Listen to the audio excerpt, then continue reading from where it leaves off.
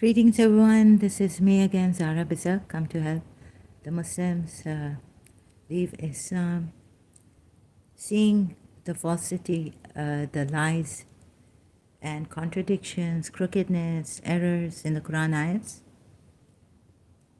as I have been showing you.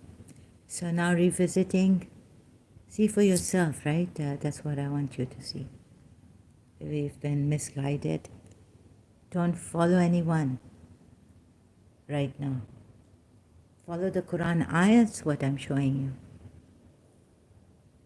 So, hello Zahra. Explorer says, hello, my name is ZH. Okay, Explorer, thank you. I'm first time here. Oh, okay, welcome.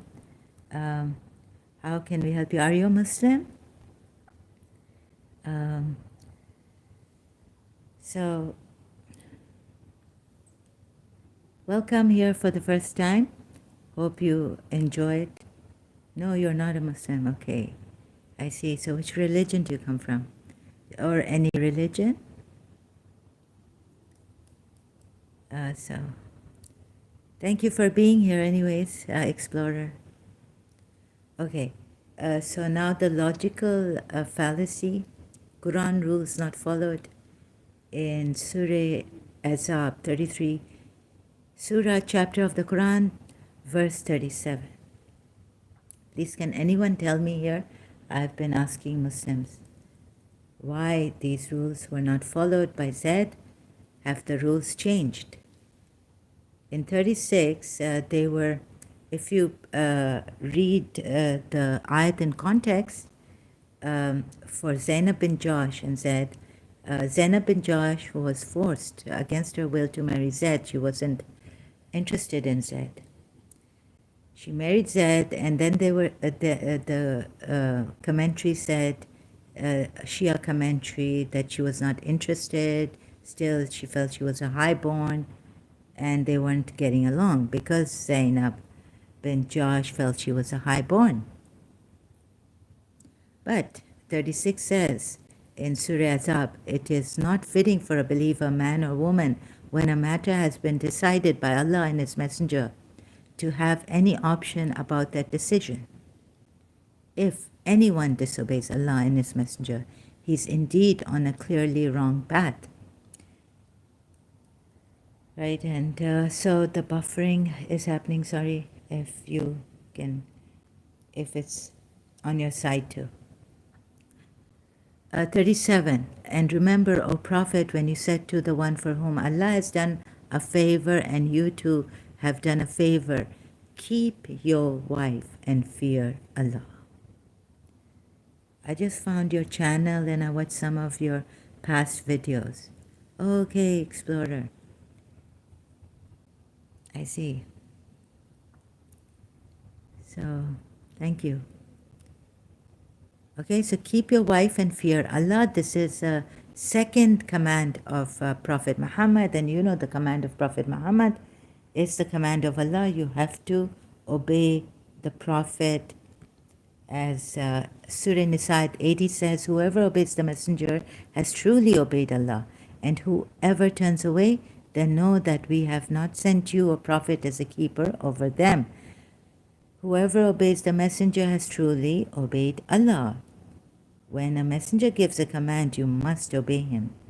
So I wonder why the command was not obeyed by Zaid in Surah Azab ayat 37.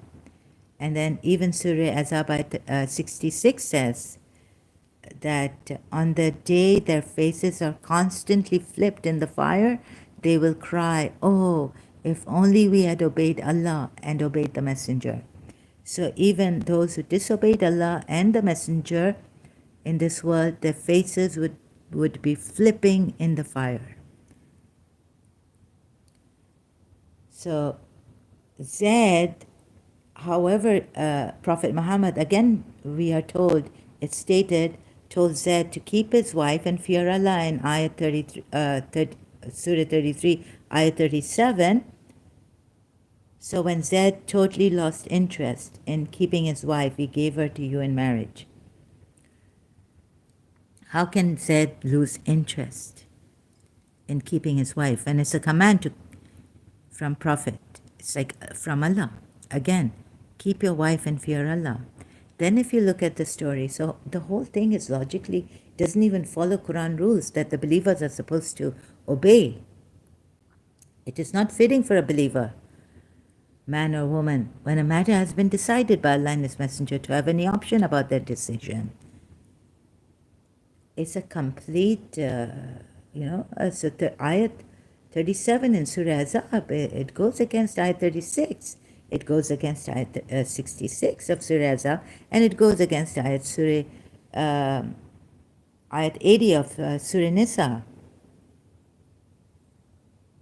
This is what I've been trying to explain, show you, explain, show you. Okay, and also articulate. How many times am I going to articulate this? Try to explain it to you.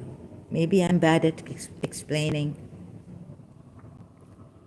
Do you not see that when Zaid was told by Prophet Muhammad, then it's stated not in a hadith, but in a Quran ayat, keep your wife and fear Allah. That's the second time Prophet Muhammad is commanding Zaid. They are good. Hope YouTube recommend it to more people. Oh, thank you very much, Explorer. Hope I am not, no, you're not disturbing me by these messages. No, not at all. Thank you so much, Explorer. They're good. I've been trying to show this to the Muslims. So my thing is quite, it's only screencasting and all this. It's not that good, actually. But thank you for thinking it's good. Where am I from? Oh, I'm, my mother was Pakistani.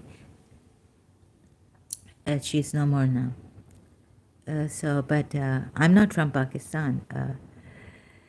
Right now I cannot tell you where I'm from. Sorry, Explorer. So this, right? Brother, I cannot tell you where I'm from right now. Oh, sorry. It's okay. It's okay. Don't apologize. It's okay. So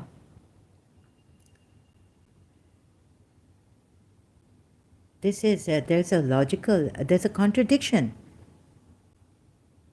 Yes, I know Urdu. There's a contradiction, right?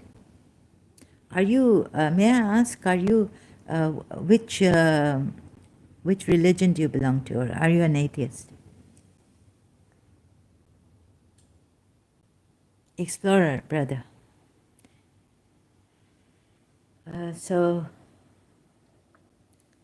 it's okay. I mean, the Sikh. Oh, okay, that's great.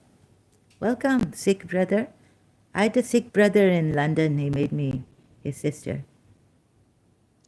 And he gave me his kara for protection.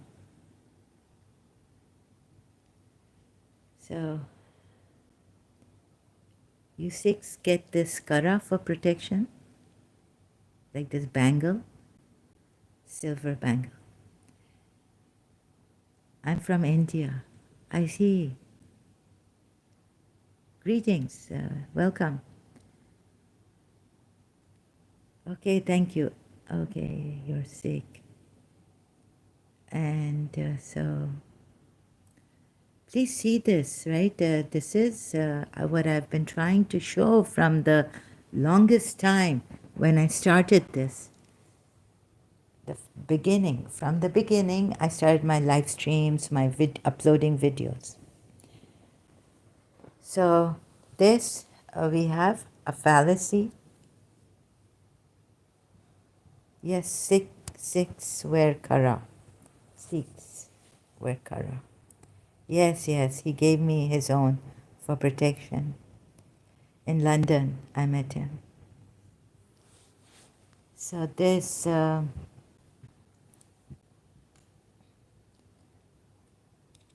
now if the Muslims can see this, there's an obvious, clear contradiction.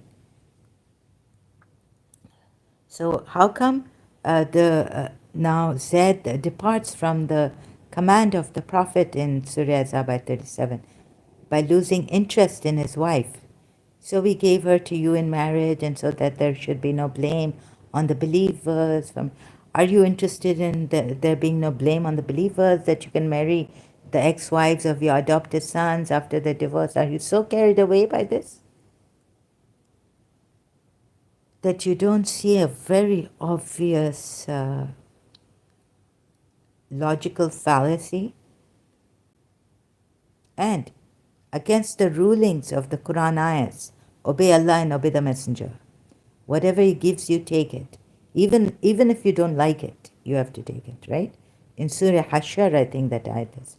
Here, just before this 37 ayat is, it is not fitting for a believer, man or woman, when a matter has been decided by Allah and His Messenger, to have any option against their decision. If anyone disobeys Allah and His Messenger, he is indeed on a clearly wrong path. Clear contradiction in 37. And remember, again the Prophet, so why would Zaid, ask yourselves these questions that I ask myself. When Zainab bin Jahsh has a problem with Zaid, why would Prophet tell Zaid to keep his wife and fear Allah? And moreover, Zainab bin Jahsh was his cousin, maternal cousin.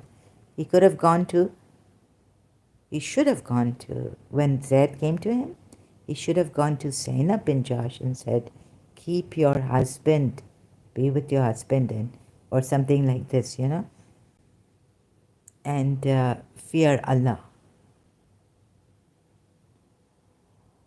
So it's against logic, against Quran rulings, ayahs, which say the ruling would be to follow the command of Allah. Otherwise, your faces will be flipping in the fire. In the same Surah 66, okay? How many times do I have to repeat myself? So that's why I had to take Ibn Sa'd's story on this. Prophet Muhammad went to Zaid's place, Zaid wasn't there, and he saw Zainab in a shift, right, and felt attracted to her. Even though Zainab was his cousin, maybe in her earlier years, her first husband is unknown on Wikipedia. I wonder what he was trying to do here, the Prophet. You see? So it fails. Please see this. And that then Ibn Sa'd's narration is true.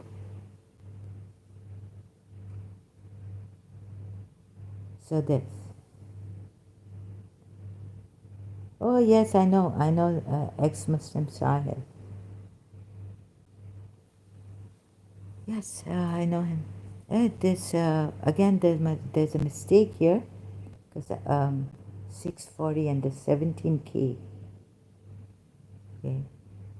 Sometimes the YouTube has this mistake. Only two are here. Yes, I know ex-Muslim Sahil, but my thing is different. I have to even help the Shias like this on screencast.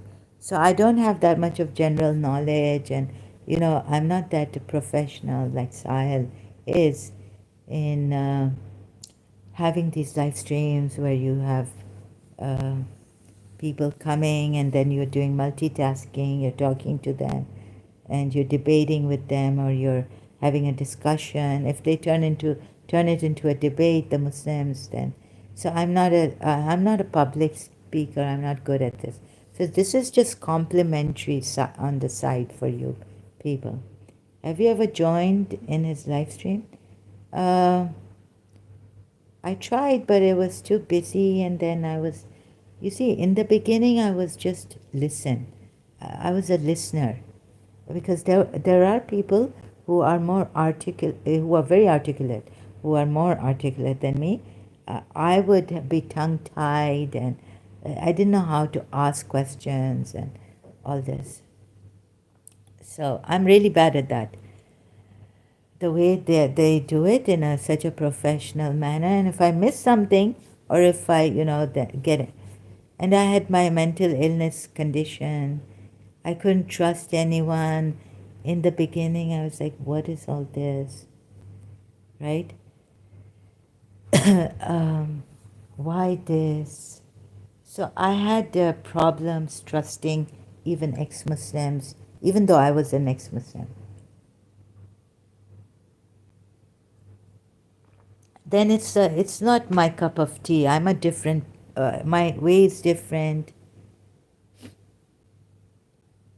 There's also a Zafar heretic ex-Muslim. But you see, if I miss something, if I say something wrong, it's just, I can't explain, even here to you. You can join in his Muslim stream and tell you are ex-Muslim and you have channel. Thank you very much, but he himself hasn't come. So I don't like using, unless my mind, unless I don't go on his live stream because now because I had a thing with him. Adam Seeker was abusing someone, abused a Muslim who was talking kindly, and I think ex-Muslim Sahel, he and Adam Seeker, he's spoiled. It's like he gives Adam Seeker, he favors him. He doesn't tell him off.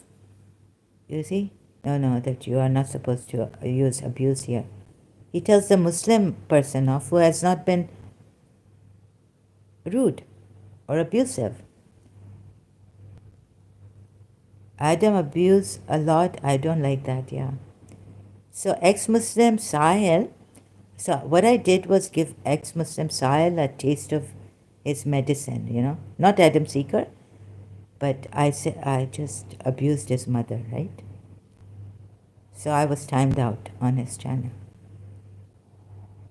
Because Adam Seeker was there and was like all those Urdu, to a very kind, polite Muslim. Adam Seeker had no patience with him. He started to abuse. I'm asking you to join because more people come across your channel. It's okay. I don't want to rely on people. Sorry, I don't want to use people. That's not. I don't want to use people who like that. I just want to do my. No, wait. I would. I can't use people. I shouldn't be. If I do, then that's wrong. If sometimes, like even when I'm commenting on someone's live stream or afterwards, I ask myself, are you doing this so that you have followers? That is not using. Well, then I should make my, no, it is using, right? At least I should make my intention clear that Sahel Bhai, I want my channel to be, people should know about this, to grow and all that. Well, I went to, I went to Boop Bhai, sorry, excuse me. So there's an Indian who invited me, or they recommended me to this Indian channel, and he's a Bollywood star, and I went there, and he sent some. It's very hard. I can't. That poor. I was cross questioning Boob by too. So he's got a channel. What's his name? So they invite. Someone recommended me from this my live stream, this live chat, and I went there, and he asked me to come online. Boob by. So that's really great of him.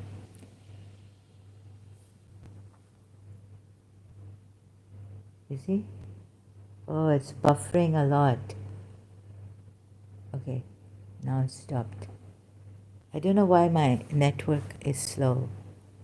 Network problem. No, it is using, right? Unless I make my intentions clear. Okay, I'm using you. Please, can you help me? Support. Yeah, we should have the support of the ex-Muslims. But you see, my channel is not that I allow many people can come and talk to me. I think that is not using this channel, his channel. Okay, but he's not the only one that's Zafar Heretic too, and there are others. So he hasn't invited me. Sorry, I cannot go there. I was timed out. I because of my condition, I couldn't help it. I got all. Otherwise, when I see somebody is indecent, I walk away unless I have to tell them off because of the society or because of their work, or in a market where they are the sellers. If someone in Karachi would come and just abuse me, maybe I wouldn't tell them off as much as I would tell a person who is a seller and who is being dishonest in a market, so in a shop.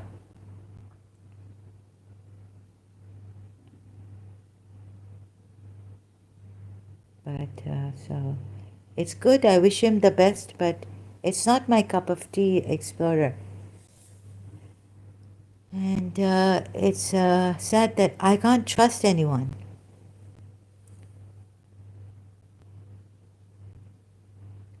Another thing is, my Shia back, I was a Shia, right?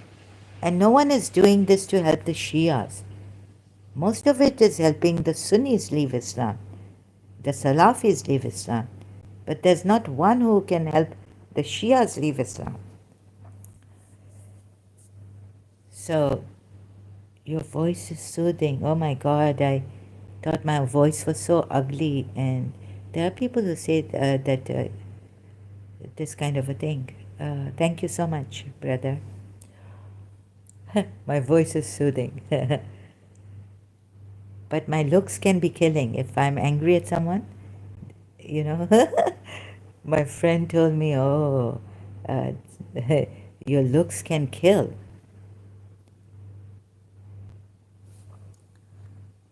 So, oh, I'm grateful to God that my voice at least is soothing. Whoever is responsible for making my voice soothing for you, uh, people find the channel is a good thing. People find this channel is a good thing. Yeah, but you see, there were on a. It's okay. Yeah, maybe you can tell someone to join, right? But right now, it's like it's the ending part on my channel. Do you know Apostate Aladdin channel? Yes, I know Apostate Aladdin channel. He's very busy, like, people want to talk to him, and I feel I have my own channel. Why should I use? There are people who just come there, go there when he goes live stream. I don't want to take anyone. Like in the line, I'm in the line, and I then go backward, going back, letting people talk. So yeah, he's very good. He's very good. Very good. I also know Apostate. I was old. I'm an old YouTuber. Before even Apostate Aladdin came, I know when he got introduced on ex-Muslim Abdullah Samir's channel with Abdullah Gondal, long time ago. I know all these people. Don't It's I've known them. Apostate prophet. I left him to apostate prophet. I unsubscribed. His way is very calm. Yes, yes, and you're too. No, he is more eloquent, and his way is, he's got a lot of patience. I wouldn't have that much. No, no, you can't compare. Sorry, to me to him. He's more calm and very articulate and very understanding. With the Muslims, I get very angry. Please don't compare me to him. He's too good. Here is my madness and all, and I start to abuse also when my madness comes on, is triggered or aggravated. But apostate Aladdin is consistent. So I just go there, listen, because I have my own thing. You see, this is different.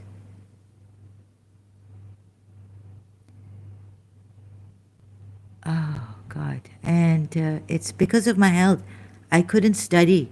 I was traumatized, whatever it was. I still am. So I couldn't study, couldn't concentrate.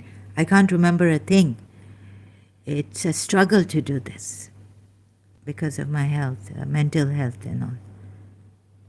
Okay, here we have Allah will not help a person who doesn't help himself.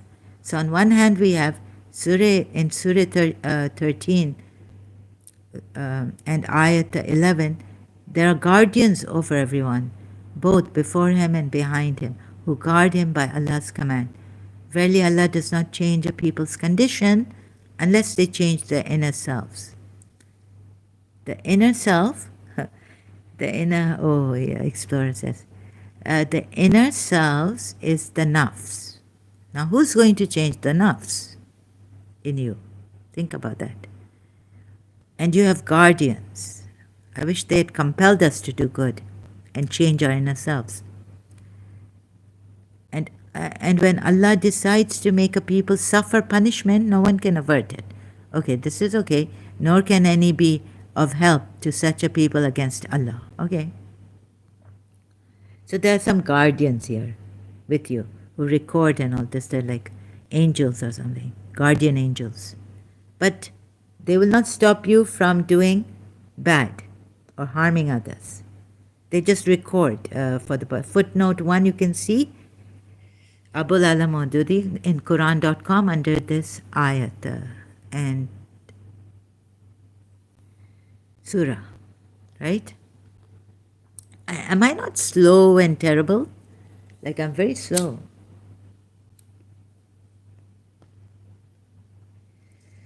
So I didn't find the ex-Muslims supportive. You have to follow. Everyone's channel is. I went to Haris Sultan also to complain against this.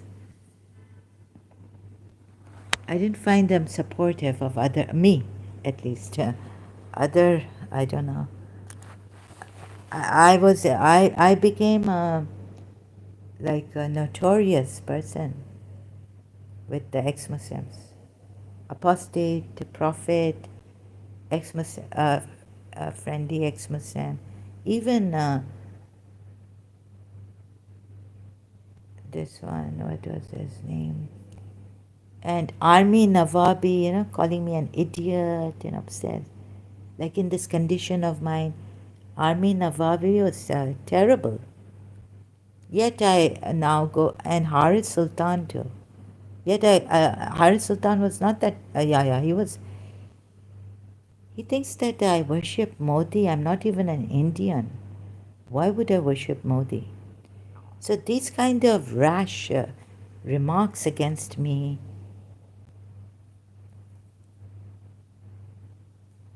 and in the beginning also, the things that have happened in my life, I can't trust my own shadow. So I really don't know what they were doing. So I'm really sorry about that. Now, in Surah Yusuf, 12th chapter of the Quran, ayat 53, and I do not acquit myself. Yusuf says, Hazrat Yusuf says, please don't take the words on heart. Why? Well, it's not that easy, you know. I know that dogs may be barking and I don't have to take their words at heart. But then why should I take their help even? Right? Just ignore these dogs who are barking against me. But don't bite. Right? So they don't bite, I know this much. But why should I take their help? Ignore these. When there's a good kind of Haris Sultan, I watch just share nowadays again on Facebook. But I don't trust anyone. Anyway, it's not about taking things at heart. It's just that the dogs were barking. I don't say that you asked for help. Yeah. Not, I'm saying that I didn't get any support from these ex-Muslims. You see, that's the thing. So I just left. I'm doing my own thing here. Please don't push me back into those. If the content is good, I don't. I share the content against Islam if it's good.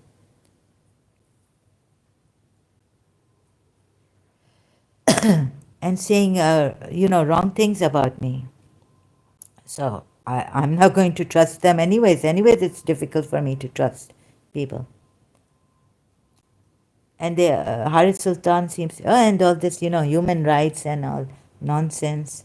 And they were dismissing on Ghalib. Now recently, Ghalib Kamal also I left.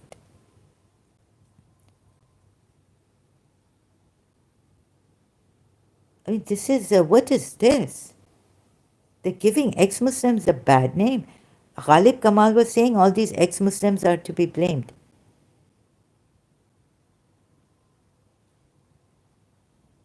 So, it's like they build trust and then they give you, they betray you. I asked for Sahil because people will know about your channel and your content. Okay. Sorry. Yeah. You have come here the first time. You see, you don't know about me. So, no, I don't want Sahil's help at all. I don't trust any ex-Muslim.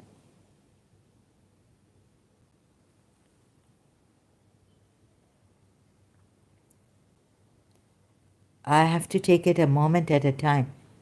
That's all I do. The content is good. I watch. I leave. I mean, I'm not even there. I take the. It's. I don't think my live streams are that good. It's just complimentary. I think Christian Prince, Rob Christian, their Dr. David Wood.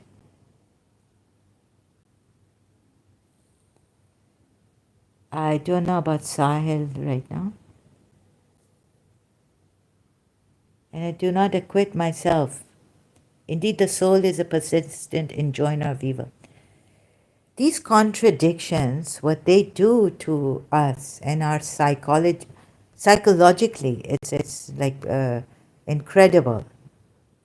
On one hand, I hear from Paramahamsa Vishwananda also, the Vishwanite, if I may take his name, picking on him. No, I want to understand, like, what is this?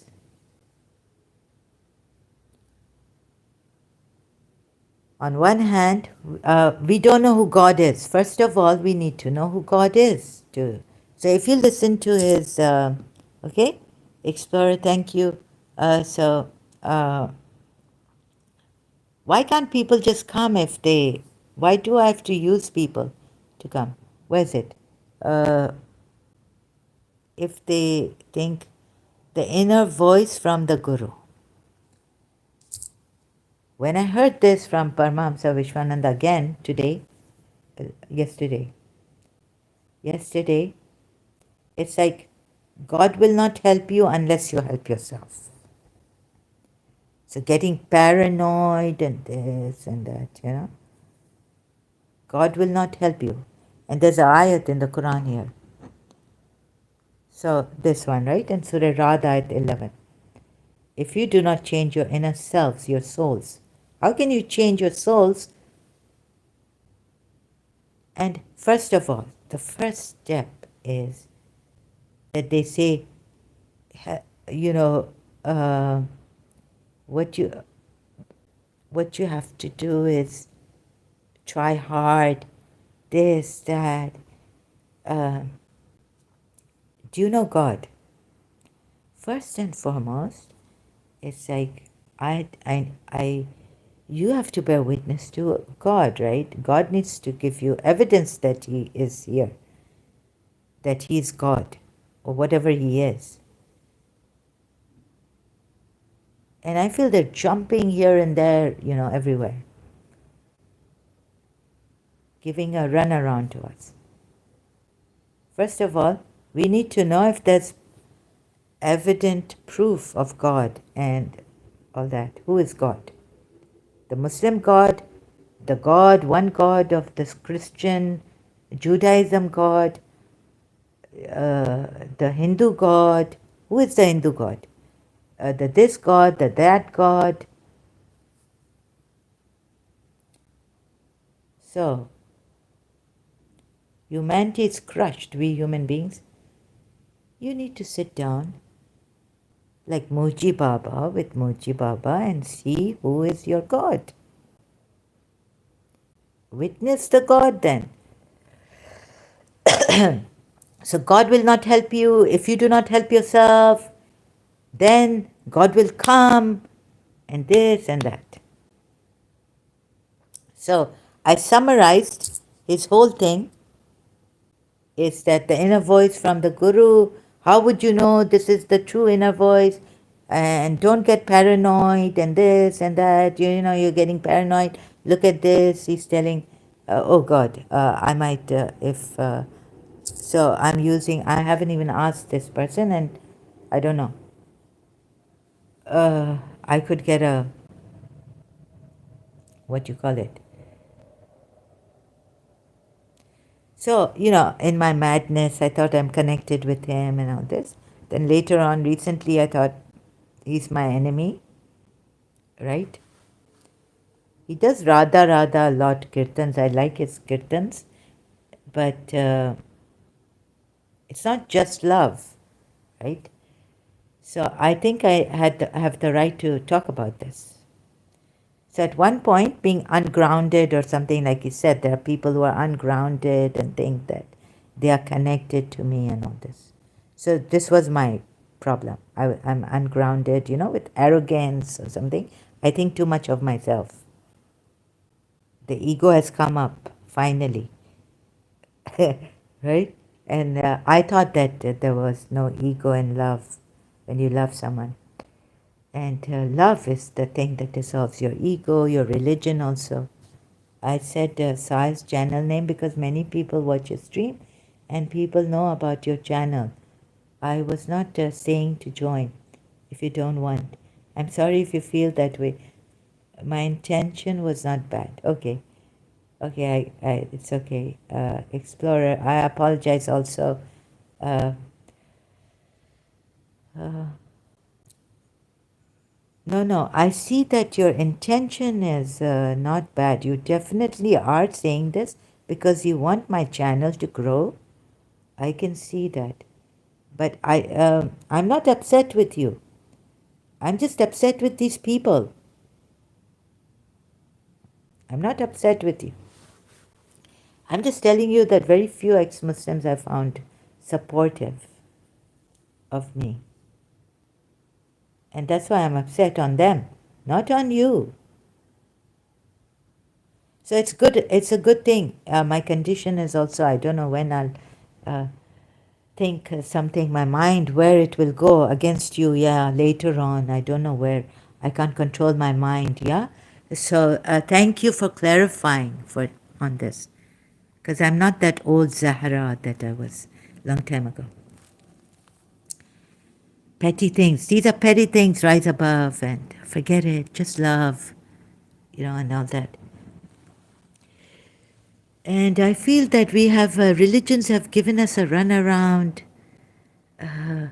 So, first of all, we don't even know who God is, really. So, what I realized in my madness is I had to find out. I was very passionate on this. Even if dying, at least my faith in God, if there is anything to hold on to. So I was doing René Descartes. I wanted to know the mind, explore the mind, find out where is the proof, substantial proof, that I could confirm that God is there, I could bear witness. So like that I was doing, and all of a sudden I had to close my eyes and think, as I was being hurled by voices that have come with force, like I could feel the vibrations hitting me. And it was very difficult to concentrate or focus on what I'm trying to focus on because of the voices and all. What happened is, but still I did it somehow. God, because, something, and helped me. So it was like, what is this? If Descartes says, I think, therefore I am. And I was like, if I don't think, if there's no thought, like, does my existence depend on my thinking? Or is there someone beyond the thinking, the thought, the mind? And is this thinking? So I came to the pure awareness. No, this is pure awareness. You don't have to think to be, at least. So it's the I am also, confirmed by the Jews. Moses said, God said to Moses, I am who I am, or what I am. And pure awareness confirmed, like in myself also, yes. And then reconfirmed by Dr. Deepak Chopra, awareness like potentiality. People. I've read his 7 Spiritual Laws of Success book. In that he talks about pure awareness and the potential we have, the unlimited potential in this pure awareness. So you don't have to use your mind. And then I got the pure awareness. And this is what Muji Baba then later on says, that this is God.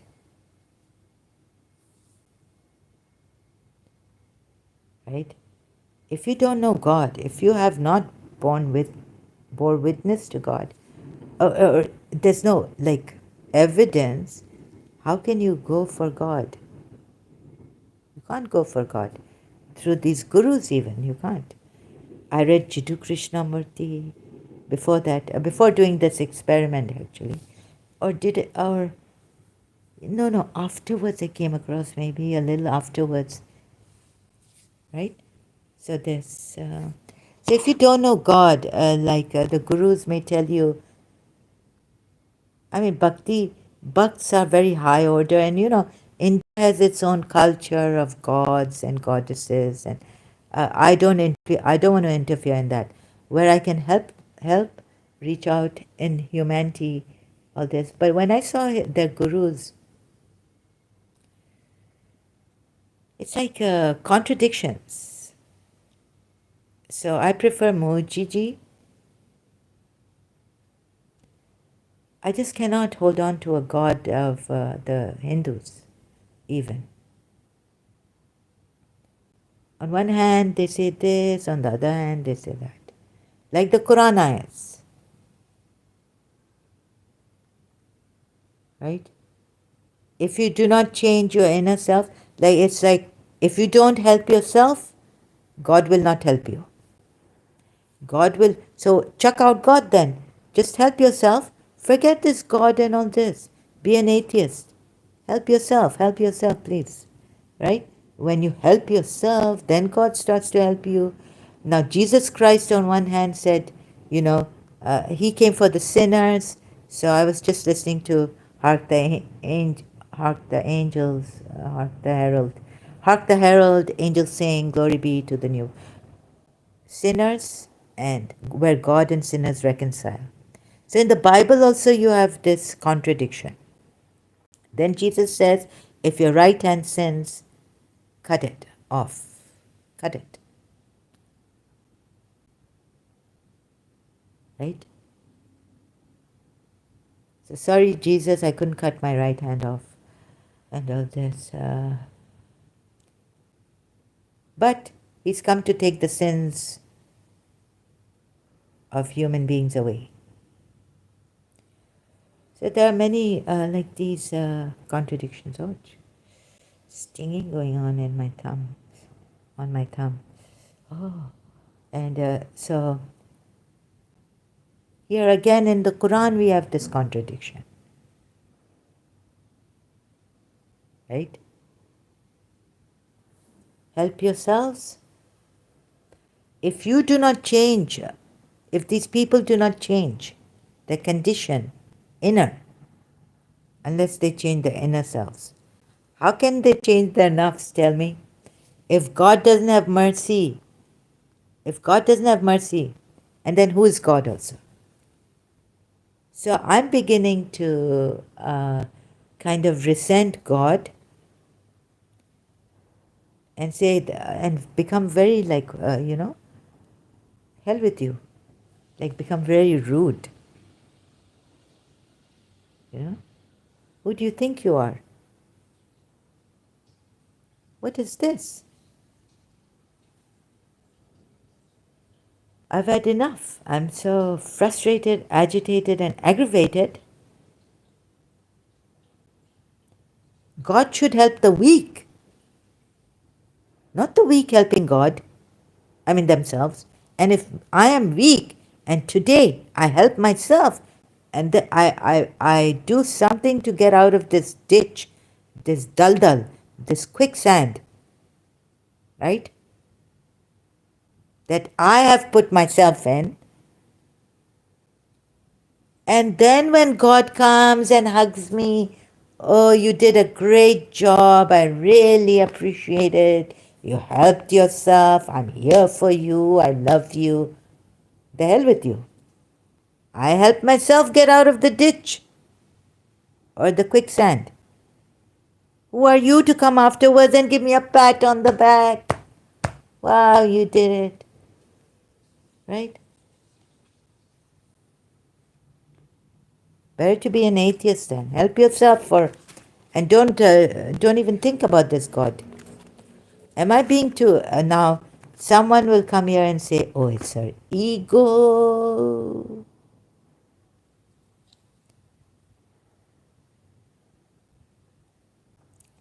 Never let go of logic. Plain reason. The ego may come in the I don't know, but I just applied logic.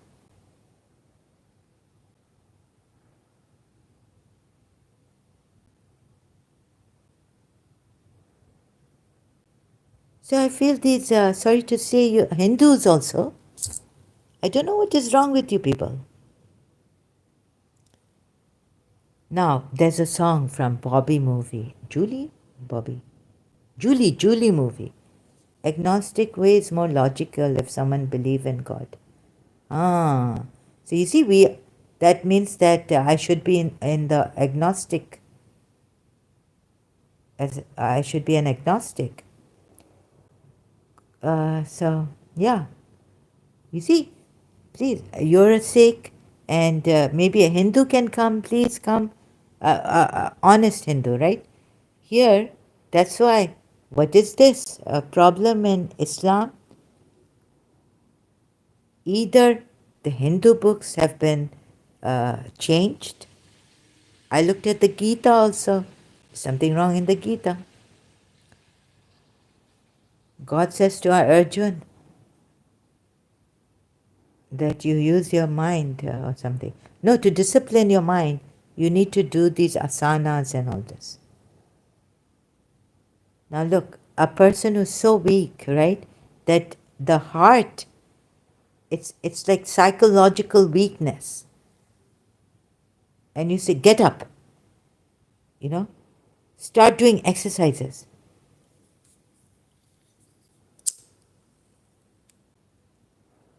God says, start doing asanas and all this to strengthen. First, the body should be strong. You do that to yourself. You do the exercise, you do this and that. So it's like helping yourself first. First the body, then the mind. Now it's too late to save me, I guess, unless God have mercy on me. So that, not that I want, okay, here I thought I was that connected with Radharani, but forget it. Uh, there's a, oh God, you see the schizophrenia, you know, I may want to think that I am some high, you know, there's a, oh God, Abraham said you have only taken other than Allah idols out of love. Okay. Love itself is, if you have love in your heart, it's mawadat, meaning wadud. So how can they be doing an attribute of Allah, practicing? You're right, I think we should look into this matter, explorer. Agnostic way is more logical. Yeah. Don't you think so? Like on one hand, agnostic way is... What is the agnostic way actually? That God will help you in your weakness. He will strengthen your bones. When your bones are tired, cracking, crunches. How can... When you've done wrong to yourselves, in ignorance, in self-destruction, will God, that God should come and help me, you know, in your helplessness.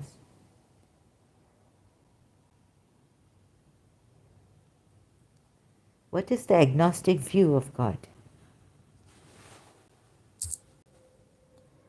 Or maybe I should become an atheist.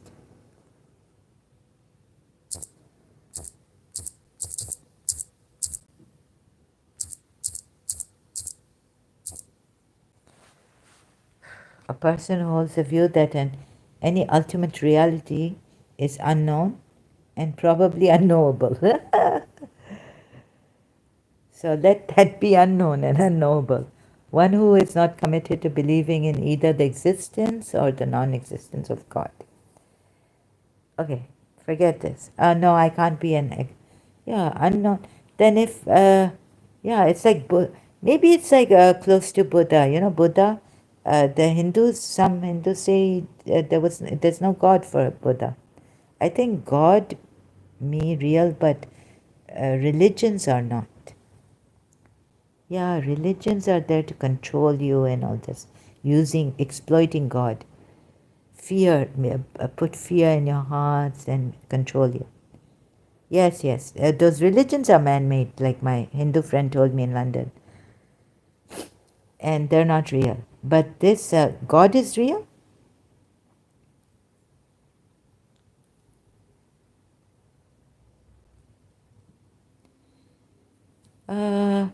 I think right now I'm doing some Buddhist mantra. It's really helping me.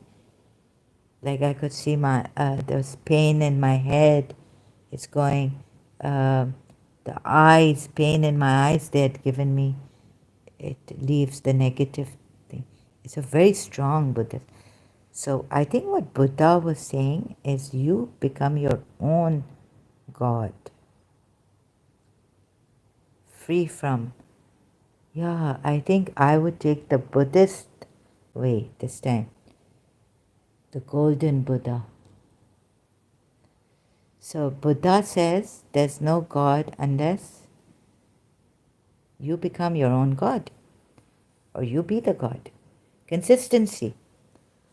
So it's good, agnostic, but we do need a higher power. Like, I need a doctor. Today, I have a soul problem, like they say in Pakistan. I don't know if I'll be able to explain this. Let's say it's a soul crisis and not a mind crisis, or maybe a mind crisis is a soul crisis.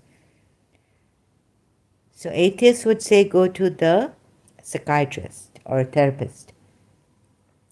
Depends what you need. If you need medicine, go to a psychiatrist. If you only need therapy, go to a therapist. But I think there's a problem deeper within me, which is like what maybe what Alfred Hitchcock in a Spellbound movie, guilt complex, you know? What's this guilt complex? Or can we say a spiritual, ruhani problem? It goes deeper than the mind, but I don't even know if the mind is connected or is a part of the soul. So I just feel very helpless and need to pray to, oh God help me, oh God help me. What is this? What do you think see, I'm asking you because we are followers. This is what Jiddu Krishnamurti said. I don't even know how to put my problem here. Religions use not only God's name, they use everything about God's command, divine laws have come down. Yes, they use God's names to say, no. Religions also say He's the ultimate reality. What would make you know what the ultimate reality is? Surah Haqqa. Do you get what I'm saying? No, they use the spiritual, the power, all powerful, the unseen. Not the unknowable, but the unseen. What is the inevitable hour?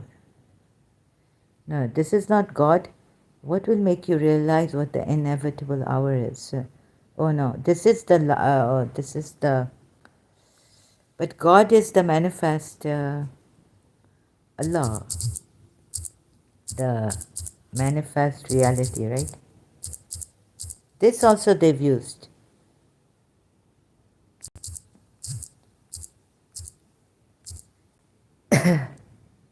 See how nicely they've used Him in the Quran. Well, Allah can't be the first because He doesn't have a beginning and He doesn't have an end. So now listening to Christians that some of the things came from Waraka, this Jesus Christ has said, I'm the first and the last. Okay?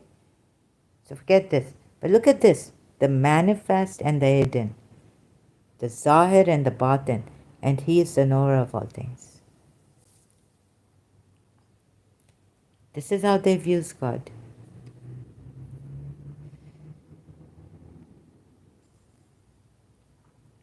How can God be the first when there's no first in Him? There's no beginning to Him. And there's no end to Him. Huh? How can He be the first and the last? This is a misguidance. So thank God I went to some Christian channels, realized that there was Waraka, who was a Christian. I knew the cousin, maybe I didn't.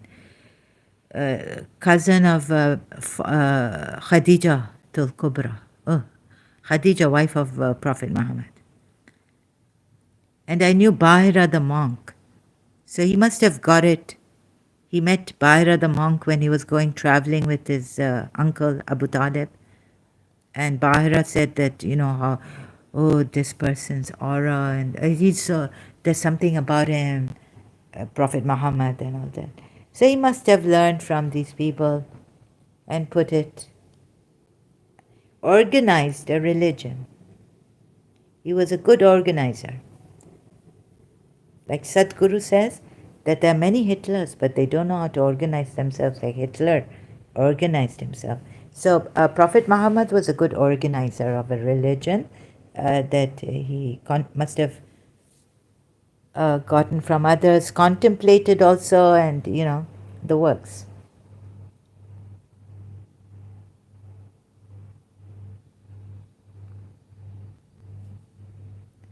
Yes, yes. I also, God knows, I don't know about myself, but him, I can tell,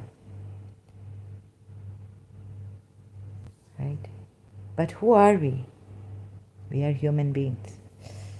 So back to zero, back to one, or back to zero. Who are we? So there was something coming to me when I was doing Buddhist mantra.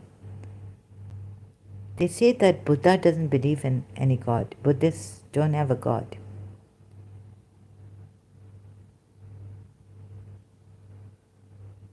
That I cannot put in, I cannot articulate right now. I think this mantra of the Buddhists, you have to be that. Otherwise, sorry, God cannot be in duality. Buddha never spoke about God or what. But I think, not I think, but it just came to me that, you see, there has to be from within you something. But people made him the God to follow, right? To follow. Again, the wrong thing. What Buddha was trying to tell his people is that you become God realized within. You become God. Not only God realized, but God. You, for example, Imam Ali says, the healing is within you. Your healing, your cure, or your healing is within you. So if you find God within you, yes? You see, Buddha, recently I have found this mantra of the Buddha. Your remedy is within you, but you do not sense it. You need to sense it, right? Your sickness is from you, but you do not perceive it. You presume you are a small entity, but within you is enfolded the entire universe. You are indeed the evident book by whose alphabet the hidden become manifest. You are the mother of books. You are that evident book. This is what Rumi has said. You are the perspicuous book. Right? Now, Imam Ali saying this, whereas in the Quran it says, what is harder to create? Huh? You or the sky, heavens? Oh my God. So Imam Ali must have got this from someone.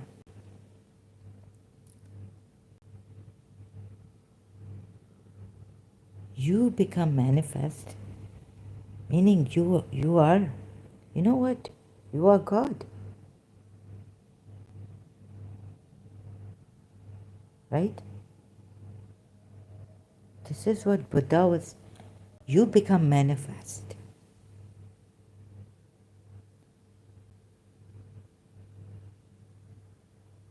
This is it. This was communicated to me through one mantra of Buddha. Recently, short one. You look at this golden Buddha. Wow, amazing. So I must give you this. I'm giving you a secret. This Buddha is really amazing. Right? Actually, they say not to give the secret mantra to anyone.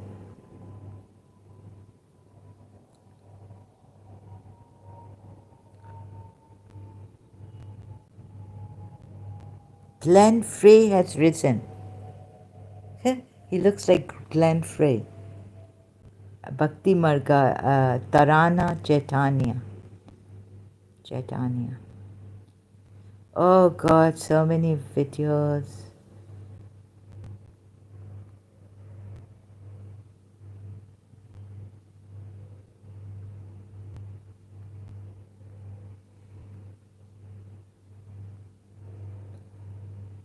Vajrapani. This mantra, I mean, Tina, the singer, she's become Buddhist, right? Tina Turner. So I was doing for my health.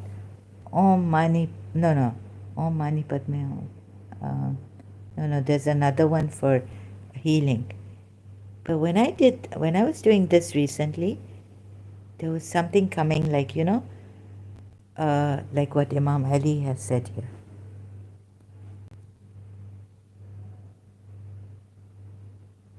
You become the manifest. This one. So I was doing Nammeo Renge Kyo, something like this. I can't remember right now. I'm quite flustered when I'm live stream talking. I'm not a good talker. What became manifest to me, and it's literally like the demons, the negative energies leaving my eyes. My eyes were so heavy. I couldn't open them. It was a struggle. Your remedy is within you, but you do not sense it. Your sickness is from you, but you do not perceive it. You presume you are a small entity, but within you is enfolded the entire universe. That's all you need. We don't need God. You are indeed the evident book.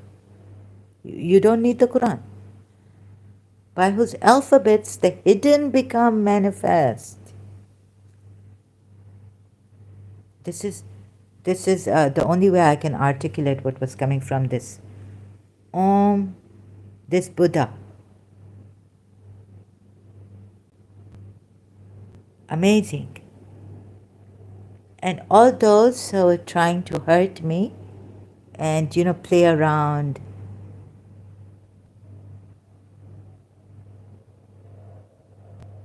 they're all going distant. Yeah, sometimes I have my relapses.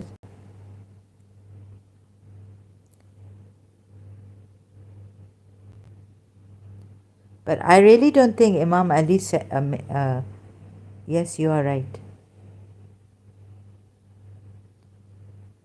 Yeah, really. Do this. The Buddha, you are your evident. You don't become. You are indeed the evident book. You see, these gurus and all, what they are doing is trying to keep you, like that day, I have to speak about this again, mention this. Again, I was in pain. This Swami from Bhakti Marga, like he was saying what problems he had and what is the greatest danger in this spiritual path.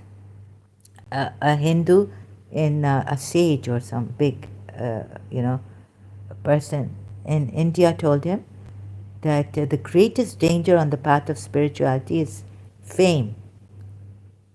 You see, we fear these things. But what is the root of fear? What is the root of fear?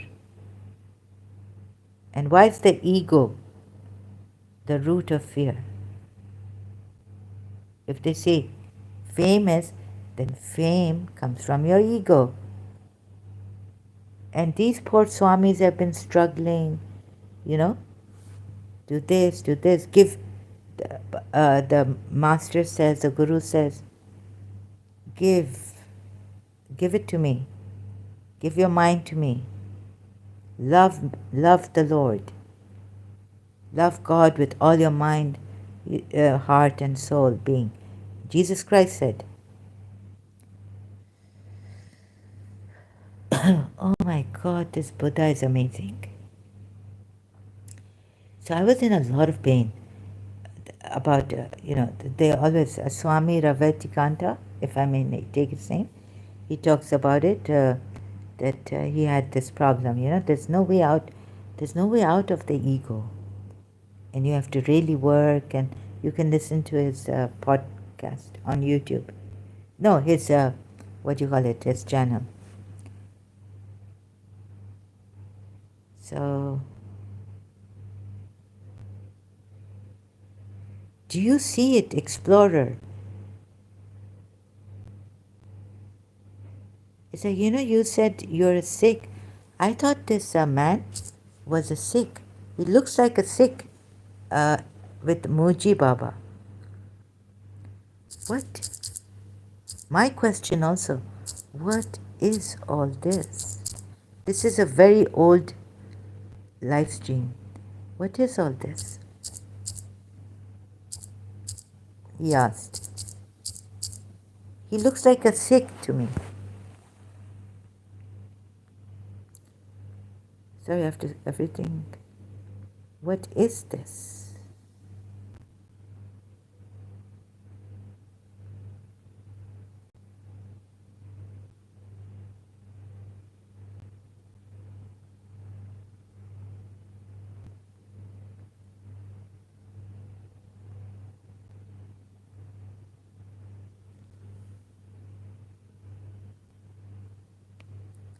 I'm just searching. He looks like a Sikh, this guy.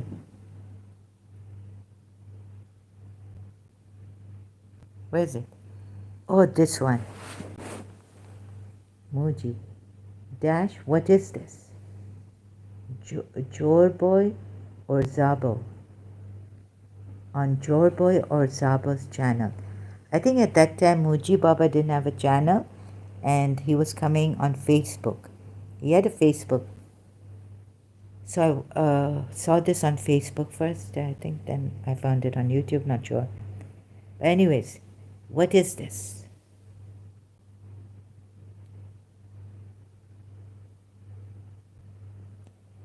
I don't think he is, but I will search about him. Okay. So,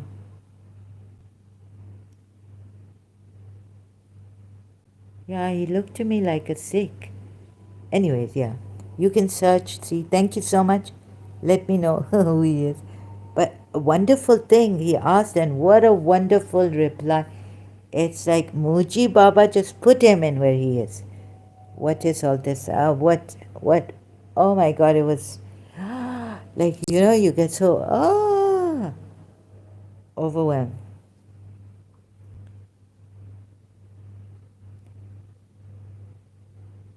What is all this? No more going round and round in circles.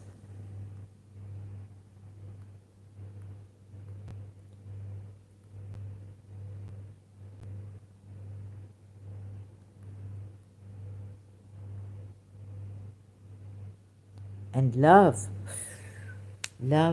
can, if you love someone, that's why in our religion they used to say, don't expect. Imam Adi has said in Najul Balagha, don't expect from human beings.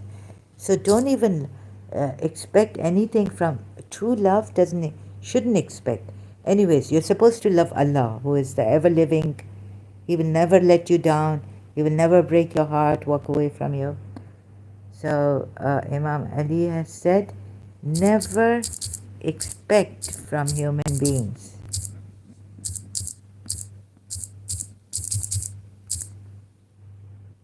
It is stupid, right?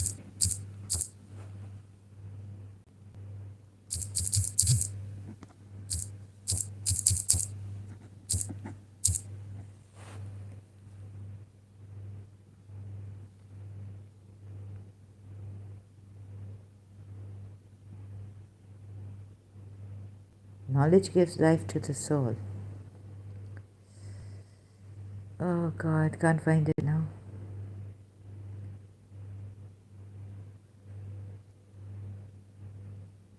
Okay, in one of his sayings, it's like, if I haven't made a mistake, I think what he means is, don't expect too much, don't expect from a human being.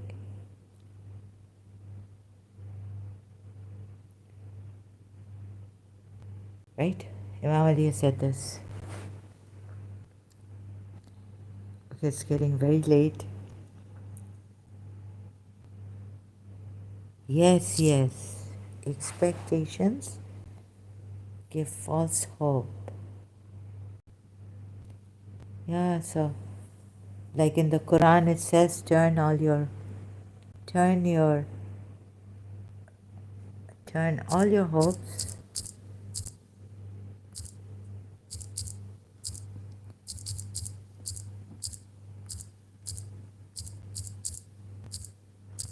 No, human beings, like Allah, Allah gave them trust, which the mountains couldn't take, or whatever. And so humans were stupid. Human beings, Allah says in the Quran, were stupid, unjust to take the trust Allah offered to the mountains, to this. They refused. Turn all your hopes to, let's see if I find this verse. I've been looking for it, but Google search doesn't give it to me.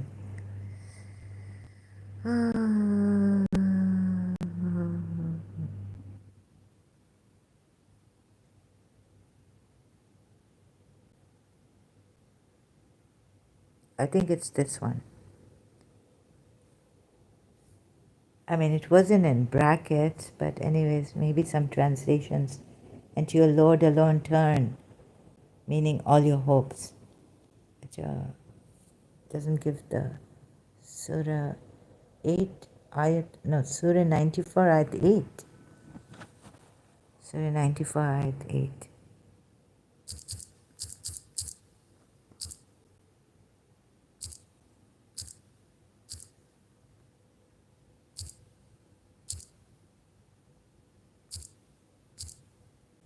Do you believe in Sikhism? And turn to your Lord with longing. So when you have finished your duties, no, it said in, maybe in Surah Baqarah, turn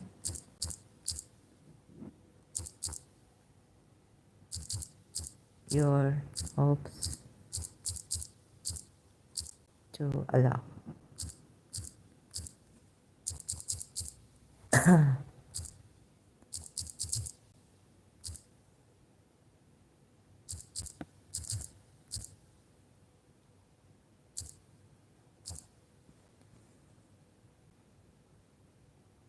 Oh no. No, it doesn't give me. I don't know where it is now. So this, we don't know who God is. Do you know who God is? Who's going to tell me who God is? Turn all your hopes to Allah. I'm not religious. Very, very good, very good. Thank God. This religion is such a pain in the, oh God. So, what else is there?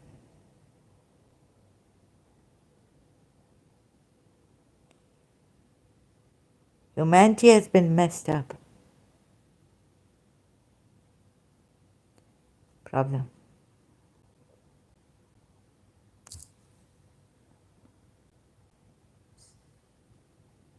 So this was quite a help, Paramahamsa Vishwananda and Bhakti Marga, that I realized, I just summarized his whole video, that if you don't help yourself, God will not help you. So the first step you need to take, And when you're helping yourself, help yourself, then give thanks to the Lord.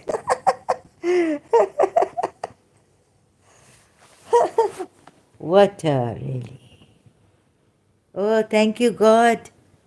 Thank you, thank you, thank you, thank you, God.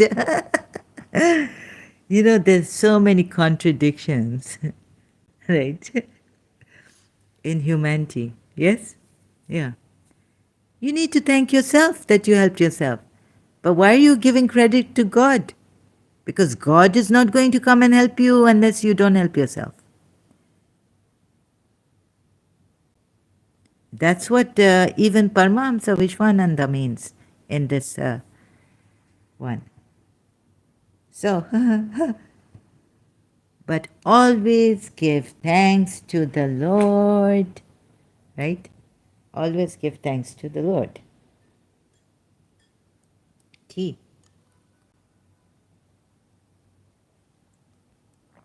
Why should I give thanks to the Lord?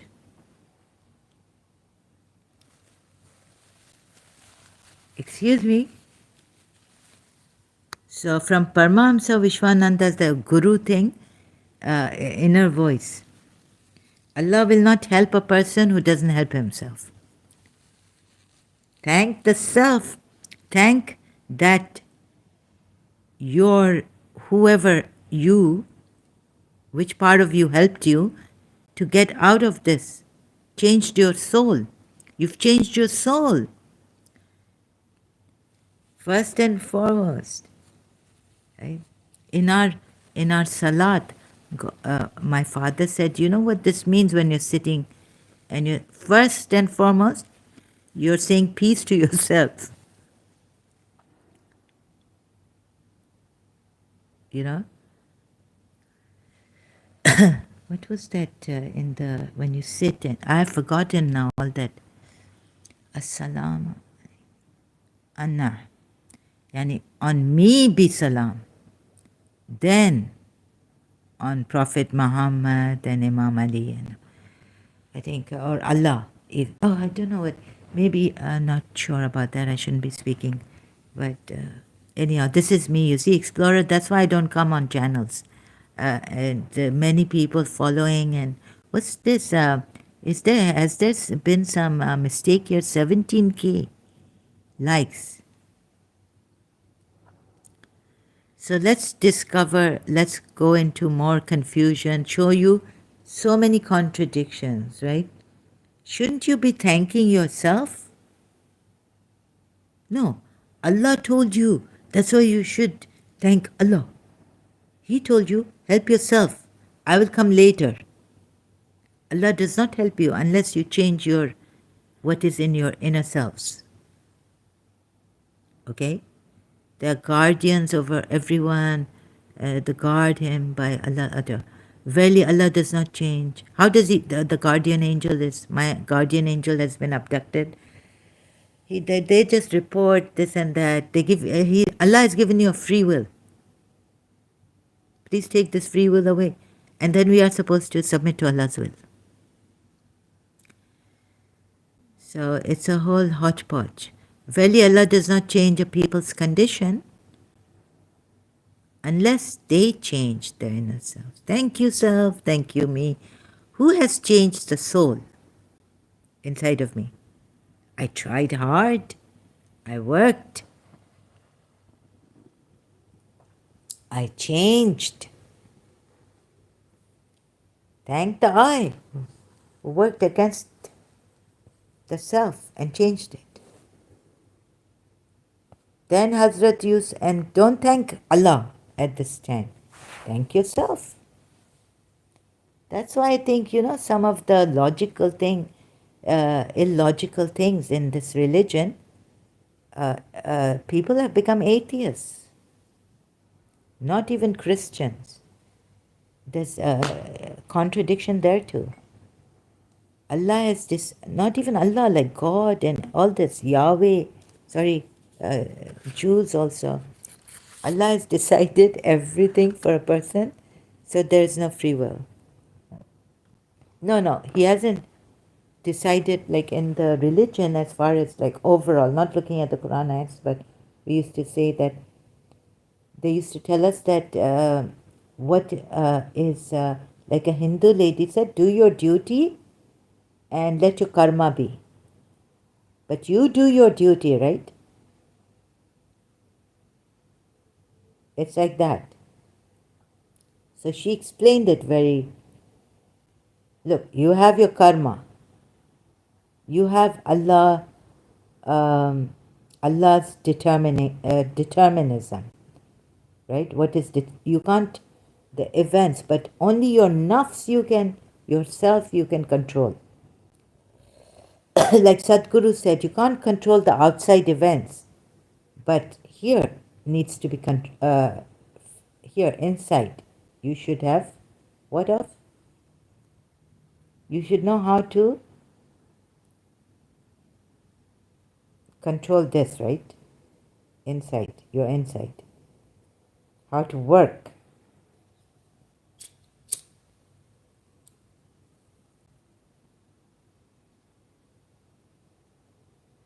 Forget, okay, your karma is there, your determinism is there. Maybe genes, your from your before forefathers, okay? Events, enemies, this, that, all, even your past karma is there. But now it's like what she told me went with my religion, Islam. You do your duty. What is your duty? Your duty is of dharma. Leave the kar, do your dharma. Like Rama, Sri Rama. Sri Rama has taught you, right? The dharma. I mean the Hindus. No, Allah hasn't decided about a person. Sorry, yeah, there are some, yes, if you look at the Quran ayats, it seems that, no, first of all, you take the general ayat where it says that, but then there are contradictions. It says that an obstinate, like Allah will not guide a person who will not want guidance, right? Who's not willing to take up Allah's guidance. How can Allah guide someone? So Allah will not impose His will on a person who doesn't want, who has free will to choose. Like for example, Nuh's son. Nuh's son said, I will take myself to the mountain. Father,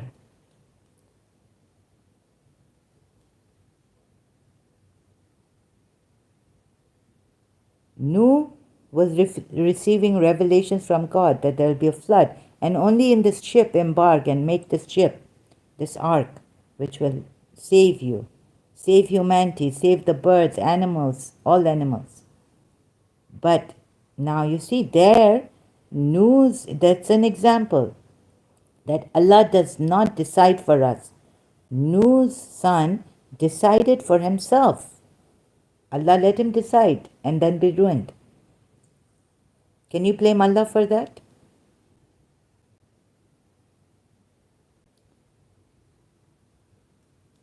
So about the will and free will and determinism that Allah decides, I think you've got the Quran ayats wrong. And that much I know, right?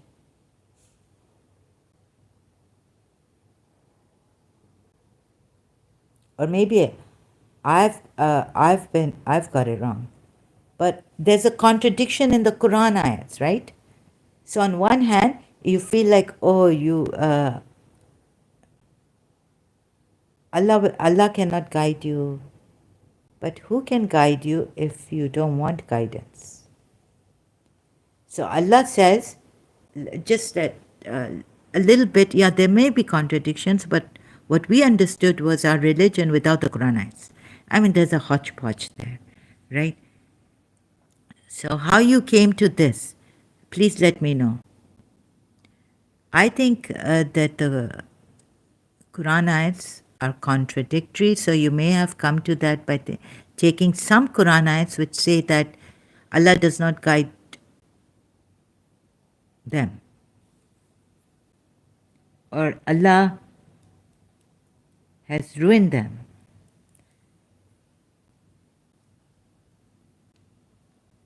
So Shaitan said, you see, Shaitan, what he said there, we say that he blamed God for making him go astray. So a lot of contradictions, confusion. I'm trying to comb things out. So it wasn't that Allah misguided him. It was that he misguided himself by disobeying the command of Allah. But he blamed Allah for misguiding him, letting him go astray. Since you have made me go astray, but Adam didn't do this. Adam, innocent, naive, said, oh God, it is my fault. Since you had not misguided me, neither had you guided me in this. I was the sinner. So it's a very, you can't put a explorer. We have to explain to people, to the Muslims, that see, Allah has decided everything for a person. No, Allah knows whether you will go to hell or heaven. Doesn't mean that Allah has decided for you. That was quite a thing. Allah knows. Allah is all-knowing, right? So I was contemplating on this. If Allah knows that, I watched somewhere that Allah has said human non-believers के दिलों पे मोहर लगाती है, उनको कोई guide नहीं कर सकता. हाँ, कोई गाइड नहीं कर सकता, मोहर इसलिए लगा दी है कि उन्होंने खुद अपने दिलों पे मोहर लगा दी है. बिकॉज वो सुने नहीं, समझे, वो ओपन नहीं थे इस मैसेज के लिए, और फिर बस अब दिलों पे उनके मोहर लग गए हैं. You see, when Allah talks about the hypocrites, you realize कि hypocrites कैसे बनता है, how the hypocrite becomes a hypocrite. Huh? Their hearts have hardened, or their hearts are sick.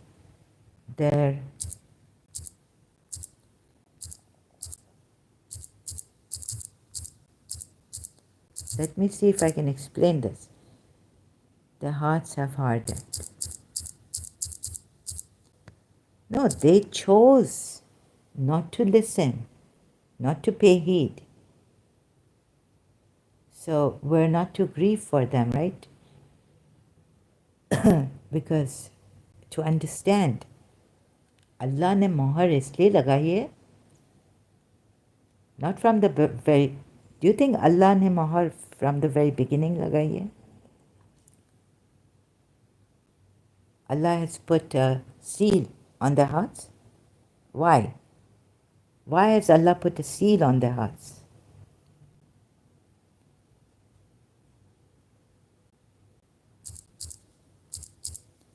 Hypocrites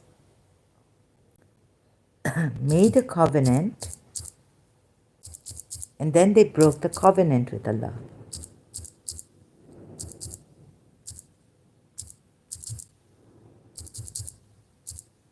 And they broke the covenant knowingly, not ignorantly, knowingly, like I make a promise to you. And then I knowingly break the promise. I betray you. I betray your trust.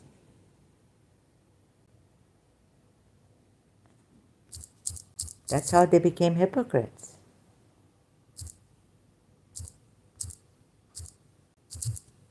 I knowingly betrayed.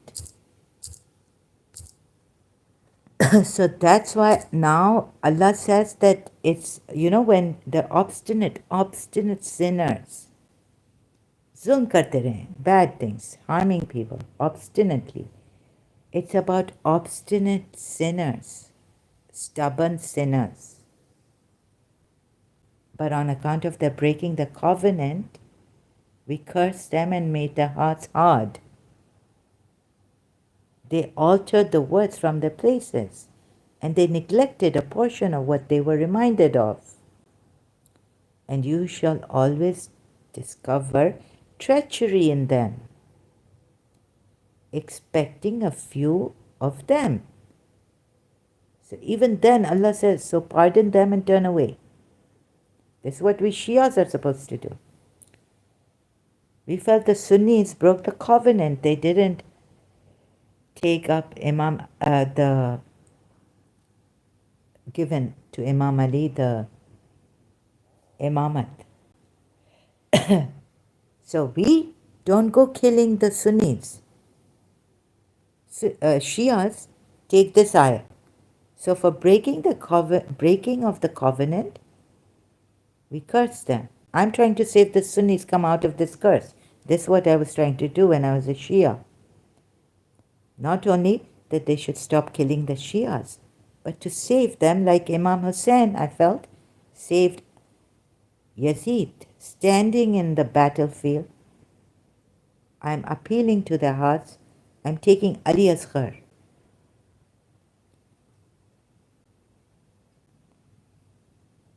Right? To help Sunnis. We cursed them and made their hearts hard. They distort. But I haven't given up on the Sunnis. Allah has given up. They distort words from their proper usages and have forgotten a portion of that of which they were reminded. Bibi Fatma Zahra's Marsiya in Sindhi. She tells her Baba, Prophet Muhammad, Visari Ummatan, your Ummat forgot what we are, what our value is. Anjatan Pak, Imam Ali,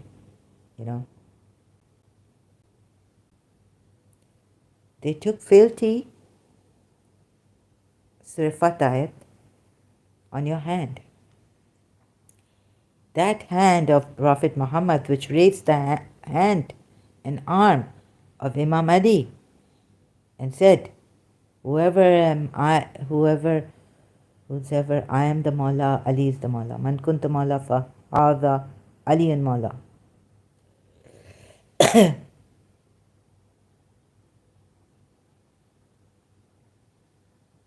Have forgotten a portion of the... Forgotten? Oh, then you can't blame them, right? Did they deliberately? Now you see, Adam forgot. Oh God, so this is not good, Shias. Can you blame a person if they have forgotten or they choose to forget? No. You see, these are the things I found even against the Quran. Forgot, neglected. Okay, Shakir says neglected. Oh, not forgot. Please don't give forgot to your Sunnis.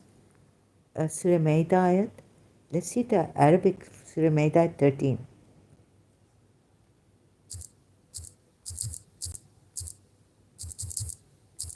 Now, it says Adam also forgot, Surah Maida ayat 13. Oh my God. You see the misinterpretations. So for the breaking of their covenant, we cursed them and we made their hearts. Well, Imam Hussein told Bibi Zainab not to curse them. So we are going and we follow Bibi Zainab, not as Shias, not to curse the Sunnis. Unless, oh wait, then there's Ziyarat-e-Ashura, where they're cursed, their hearts hard. They distort the words from the places and forgot. Wanasu.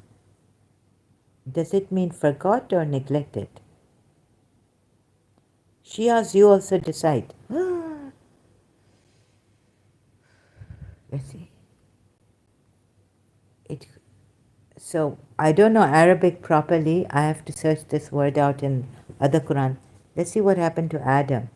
Adam forgot, but Adam was condemned. Adam forgot. But you read Allah Mataba.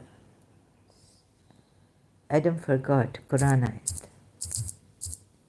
Is this Arabic word here in that ayat I showed you meaning forgot or neglected? Adam before, but he forgot. Surah Taha at 115.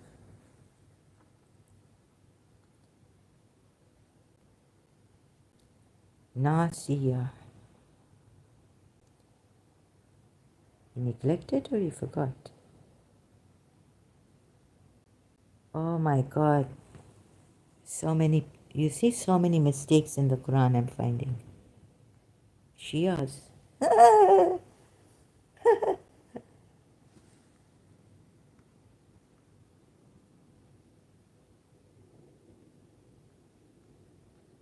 Yeah, it's the same word kind of. Nasiya. Nasiya. Sahih al-Bukhari. I'm going there. Just a minute, please. Oh God. For Nasiya. Is it from Nasihat? But he forgot what Allah had told him. He forgot. And we found in him no resolve, no determination. Hi, flowers and thorns, hello. Only roses have thorns, or whichever flower. This is an interesting ID name, flowers and thorns. Kanton ko bhi ga. Is it for you like that? Are you Indian? From Devdas movie, that song. कांटों को भी गले से लगाया और फूलों से चोट खाया. I hope as my name is Zahra, so some say it's flower. Did you get a chot from me? I hope not. If you did, I apologize greatly. Sahi Phool or Kante movie. Acha, acha. I haven't seen Phool or Kante. Acha, Sahih Bukhari. I will see. Bukhari. What is it about?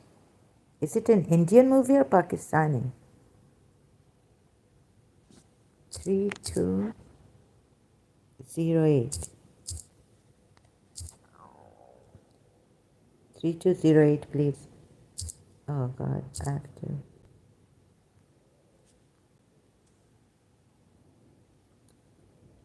But this is Explorer. I'm with the Shias now about this, but you've given me a Sunni hadith.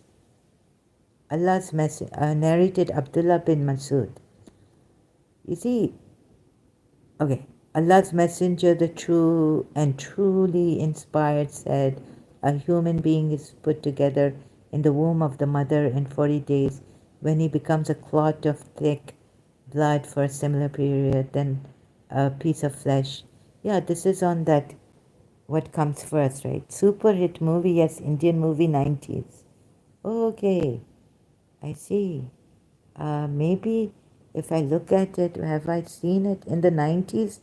I avoided Indian movies, too much talk, too much of this. Then Allah sends an angel who is ordered to write 4 things. Write down deeds. What is this? Explorer, can you explain to me? It's qubits, fire, then behavior starts deeds. What does this mean? So, no, I want to explain to the Shias that right now that, look, Adam forgot. Let's keep it very simple, right?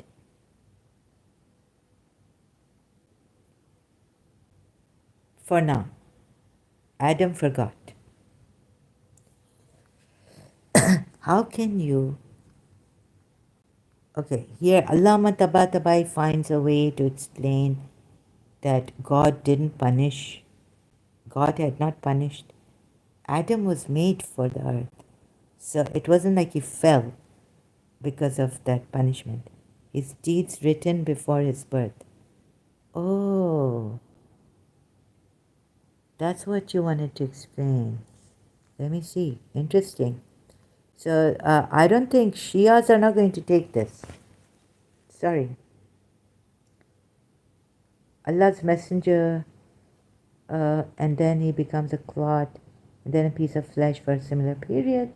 Then Allah sends an angel. Excuse me. I still haven't taken a saffron with the tea. Then Allah sends an angel who is to, get this cough to go. Then Allah sends an angel who is ordered to write four things. He's ordered to write down the new creature's deeds, his deeds, and his livelihood, his date of death, and whether he will be blessed or wretched in religion. Yeah, this is beforehand, true. This is what I was thinking of. Since Allah is all-knowing, and this hadith is very apt for that, his deeds written before his birth, whether he will be blessed or wretched in religion. Yes, Allah knows that whether you will go to hell or heaven. Now how can Allah know this?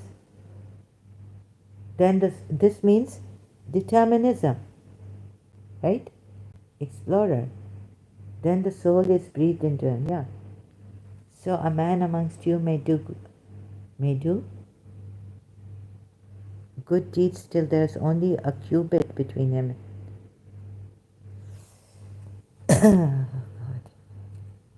How can a man do good deeds when if he does bad deeds, it's written that he will do bad deeds. And similarly, a man amongst you may do evil deeds till there's only a cubit between him and the hellfire. Then what has been written for him decides his behavior. Then what has been written for him decides his behavior. Yes, determinism of predetermined. And he starts doing deeds characteristic of the people of paradise. Yes, you're right. There are many such hadiths which even Quran has, don't make sense, right? Very true.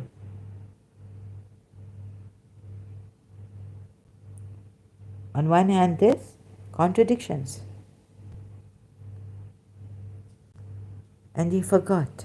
And so can you blame someone for forgetting? Nasu.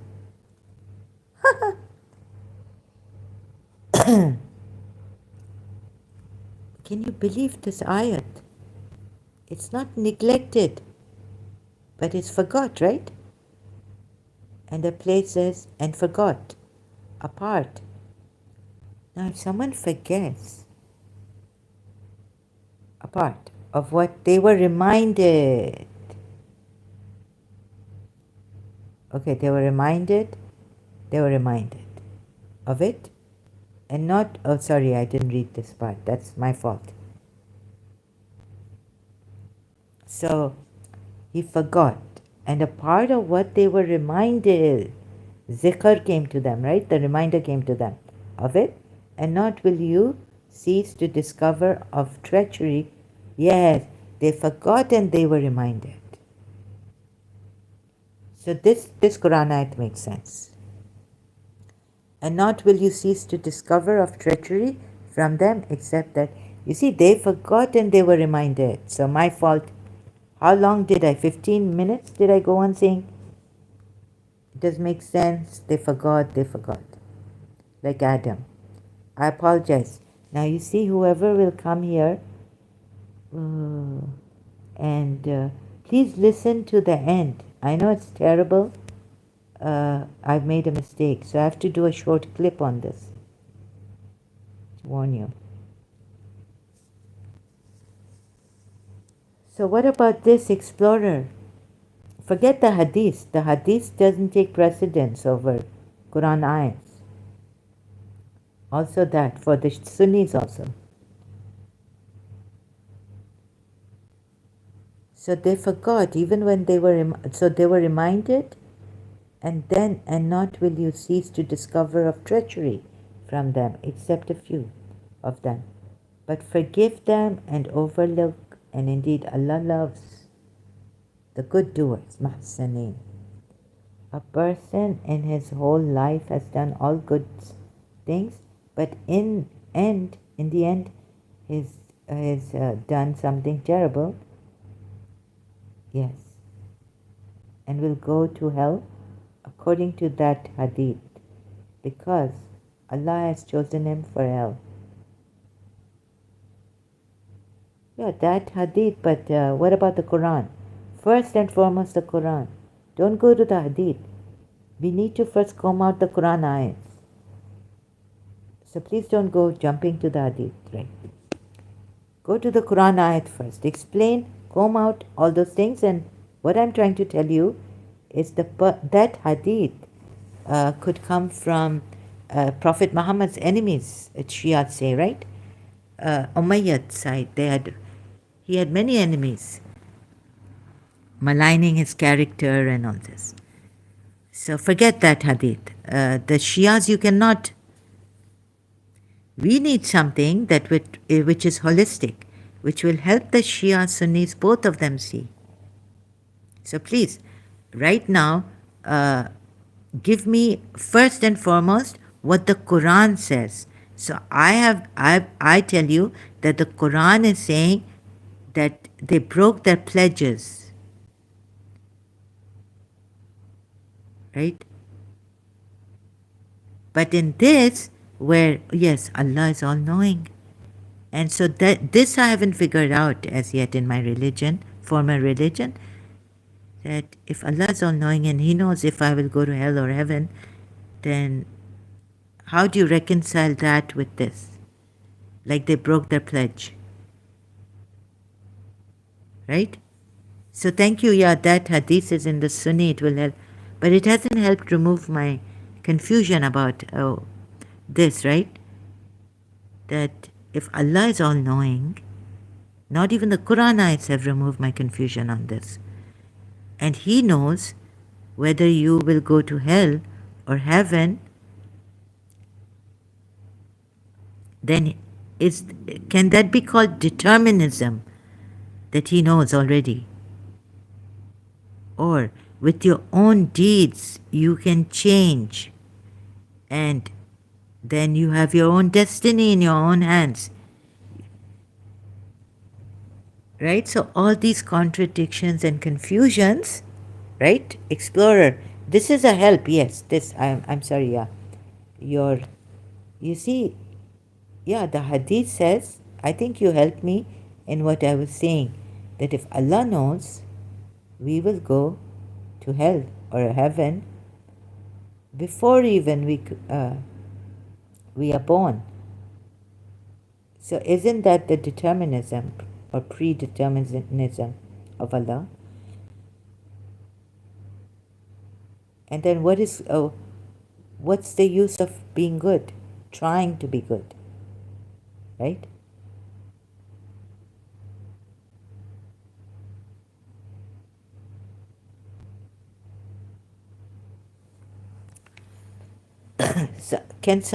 So there's no reconciliation.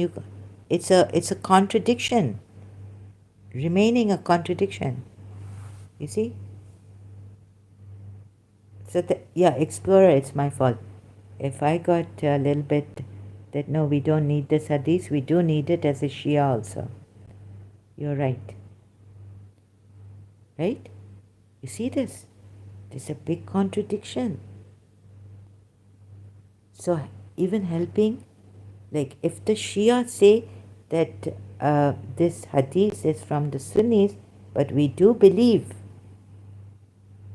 that Allah knows everything, our past, present, our beginning, our end, our future, and where we will end up. We have seen Quran first. Yeah, seen Quran first meaning? Yeah, even those who have seen Quran first cannot figure out this question. Seeing Quran first. So our good deeds and bad deeds, Allah knows where we'll end up even. Imam Ali could tell you. Your point is good, we have to consider Quran first. Yeah, but we Shias were told that Allah knows. Right? From the very beginning, there was a majlis that Imam say, we all cried on that. I was walking, although, outside. So there was a majlis, right? That when it came to Karbala, God asked in the prenatal state when we were, Imam Hussein, who will do this when it comes on religion?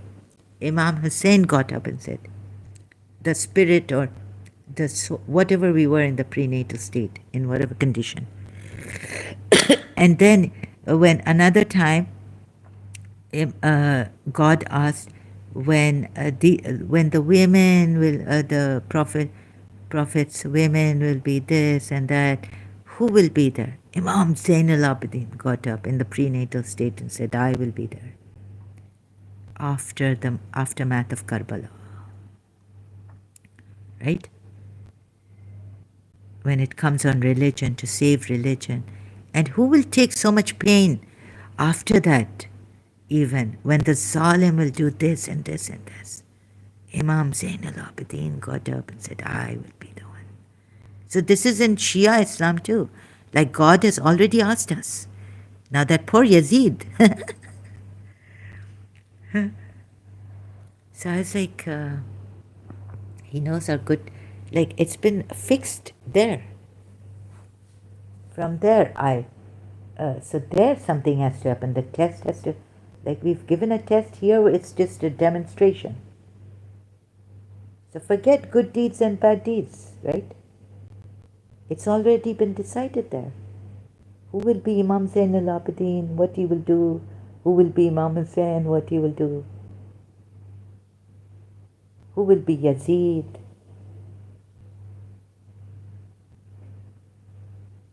who will be Ibn Ziyad. I heard that Shia believe that this Quran is not complete, and 12th will come. This complete, no, this is complete Quran. You heard wrong.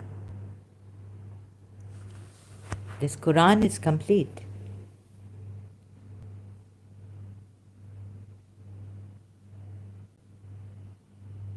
You heard wrong about the Shias.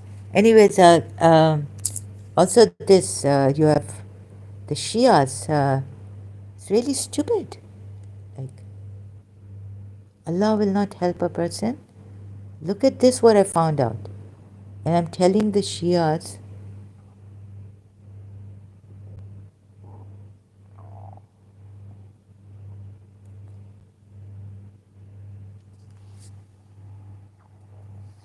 no, who did you hear it from? The Sunnis? If you heard it from the Sunnis, then there's a lot of false accusations on Shias. If don't hearing things, I think you are above that, right, Explorer? Yes, see? Or you believe whatever anyone has said against anyone? No, Shia. A Shia told you this. Acha? That the Quran is not complete.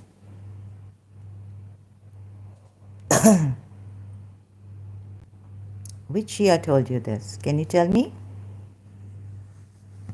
And where did he, like, you know the hadiths and all, didn't you tell him to give you whatever? So this thing over here about the Shias even, huh? So you will recognize him. The Christians are so intelligent. You will recognize him as you recognize as they recognize their own sons. Now, the commentary of the Shias about the uh, verse here, Surah Baqarah 146 says, okay, I don't want to go, sorry, Explorer, I don't want to go into, God knows what these Shias are. They're also liars then. I don't know. I've been lied to by the Shias also. Yeah, it could be that the Quran is not complete, Bibi Fatma Zahra's book is different, and God knows what. It's even Shias, look at this. A Shia telling you that this Quran is not complete. I heard it somewhere. I will search and heard it. Like you heard it from a Shia? Please, can you, here. Why Shias? I think a little bit of distraction is happening. Explorer. Yeah, the Shias are liars also, very big lies. Go and, they lied. They didn't tell me, they hid that if I leave this religion, I will be executed.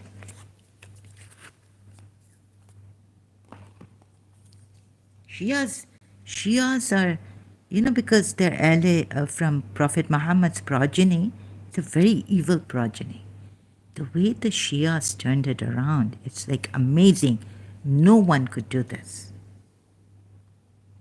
The way they've lied, the evil progeny even of Prophet Muhammad.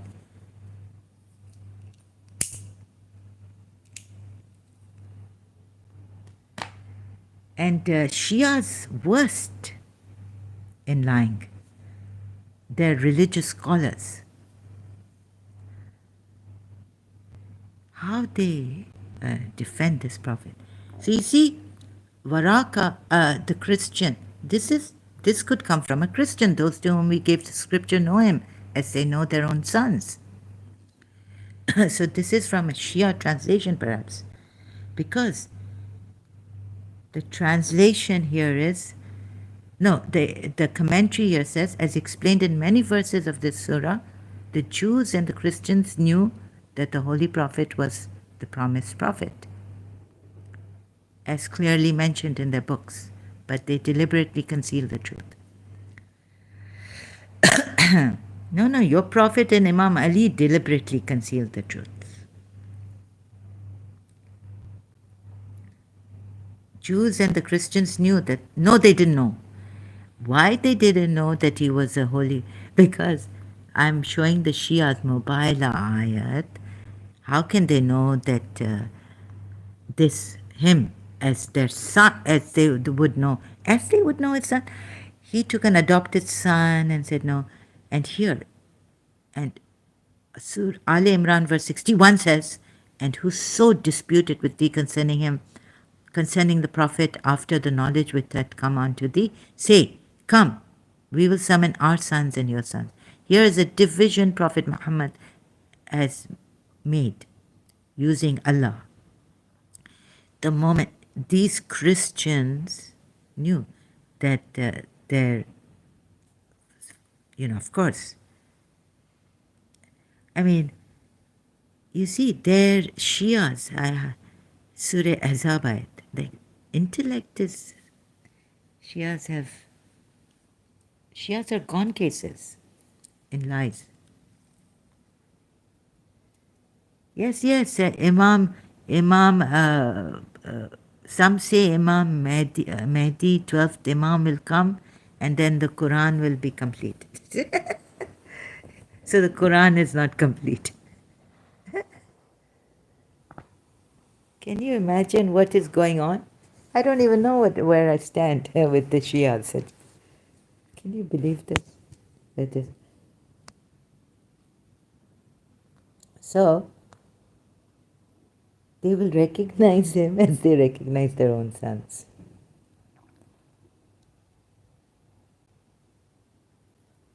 You know, explorer, it doesn't take, they've been telling me that I'm very knowledgeable, wonderful, this and that.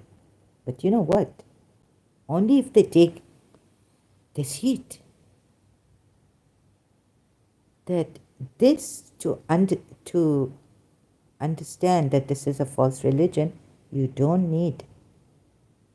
You just need an average intelligence. But those with very low intelligence will take this to be a true religion. And I'm sorry to say, even the Shias have a very low intelligence, lower than O level.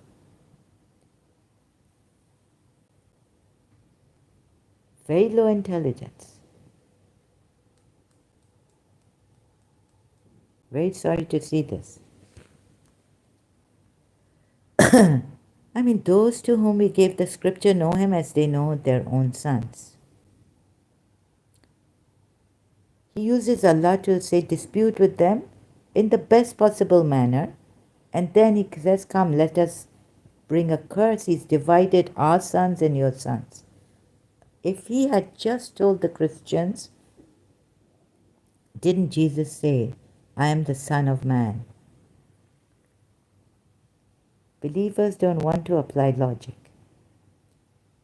Yeah, the logic is gone. Definitely. So believers don't want to apply logic, but the Quran ayat says, and the Shias, in Al-Kafi it says, the book of intellect. God told reason to come forward, it came forward. God told reason to go back, it went back. And yet these are the very people who believe that reason, and God says in the Quran ayat also, I put abomination on those who don't use the reason.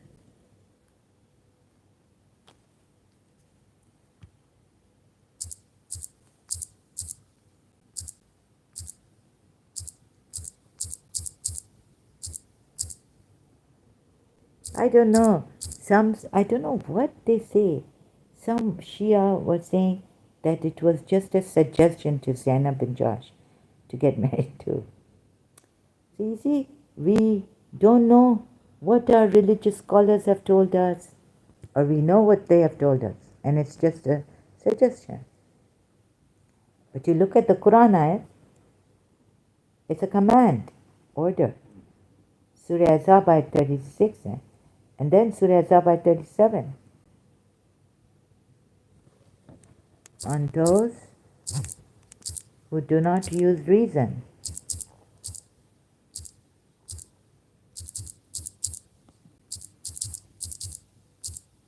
So you see, I'm slow.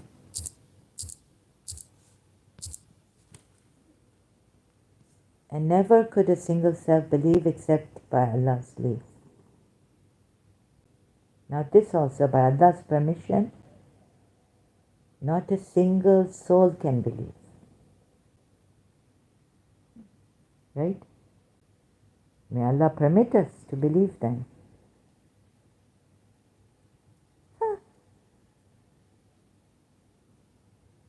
And He lays abomination upon those who do not reason.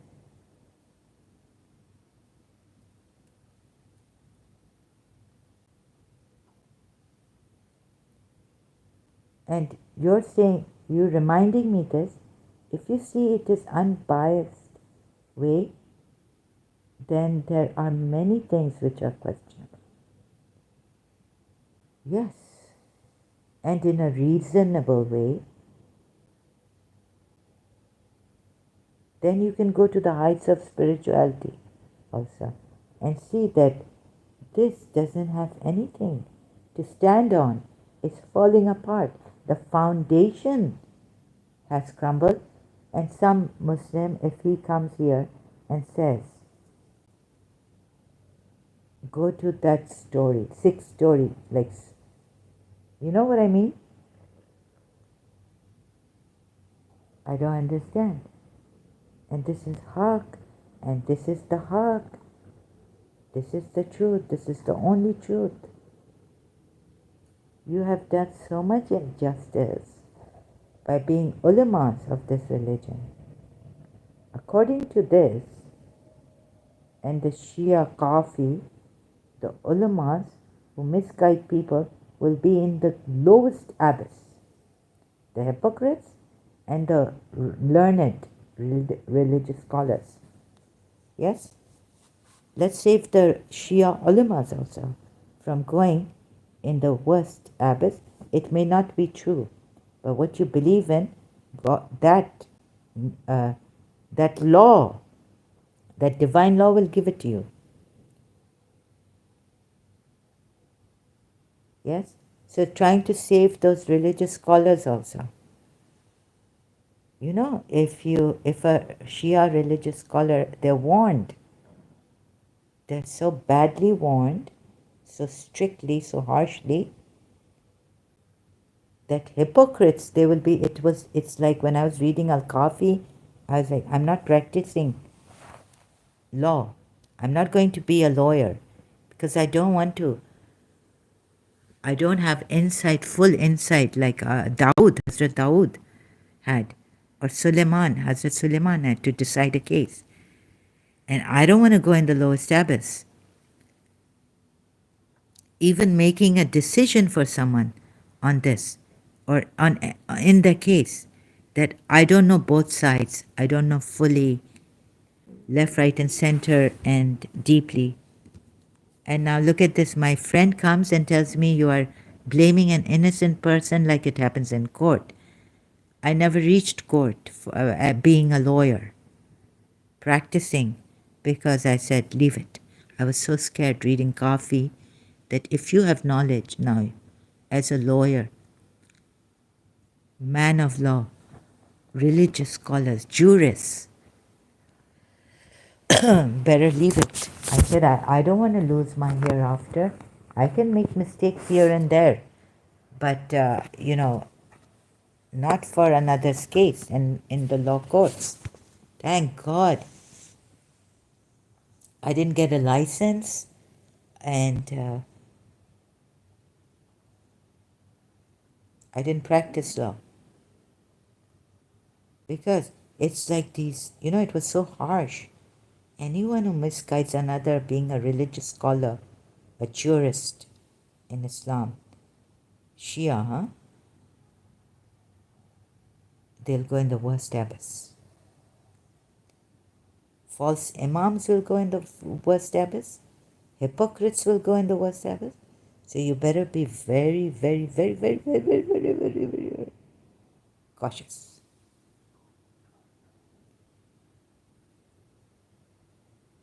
Yes? And my friend, it's so ironic that a friend comes here knowing that I've done law from London, yet I didn't practice it, and telling me that I'm blaming an innocent man like Prophet Muhammad who didn't do anything, didn't kill innocent people in the name of hypocrisy. And I'm saying, no, you shouldn't be doing this. Look, assaulting people. And she, showing her Surah Hashar ayahs, breaking the believers' houses. So ironic. Like, I didn't practice law, thank God. Thank God. When I was, like, people, like, I would push myself, you should do this. But then when I read Al-Kafi, it was a religious scholar, being a Shia religious scholar and misguiding people.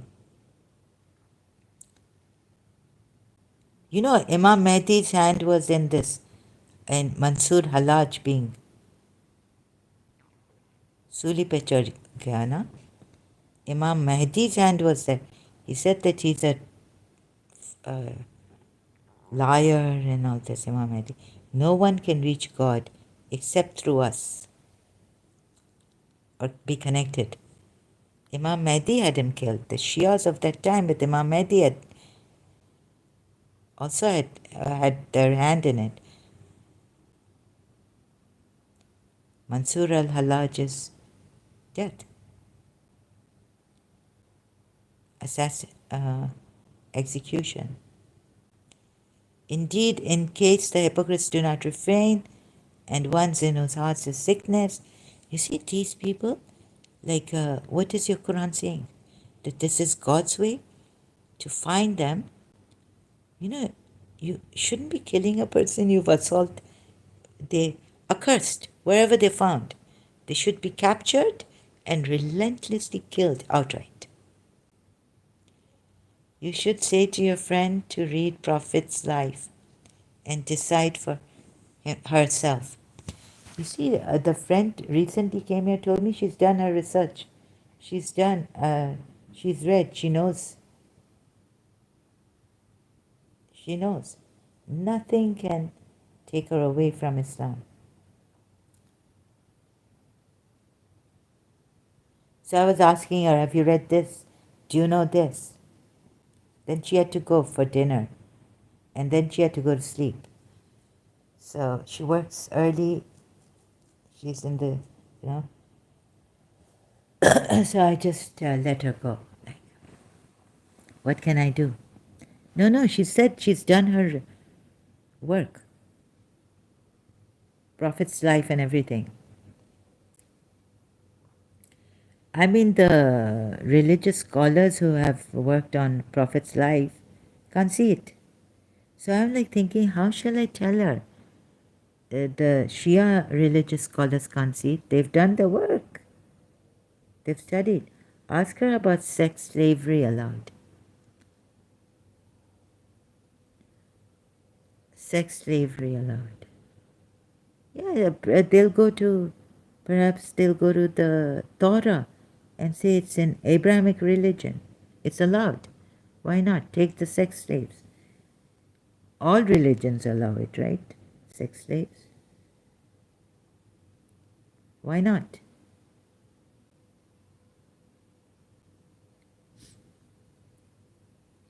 Now what I wanted to ask her is finding Haris Sultan's interesting video with Army Nawabi on this.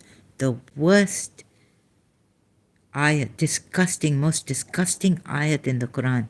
It's in Surah Talaq. You can get married to children.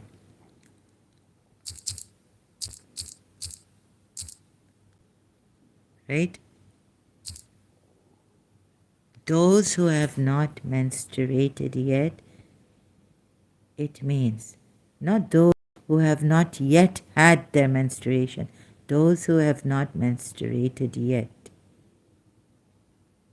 Prepubescent, I think.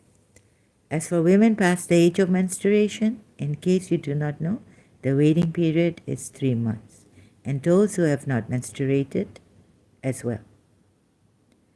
So you can get married and even give talaq,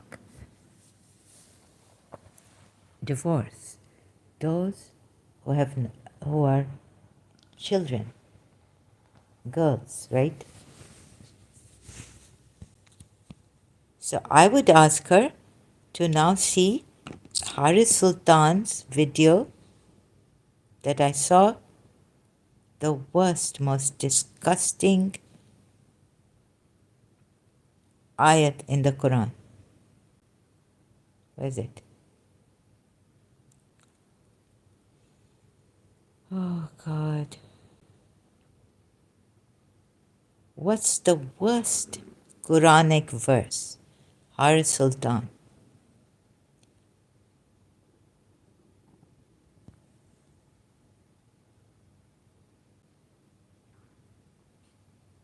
Watch this and see if God would allow a true God.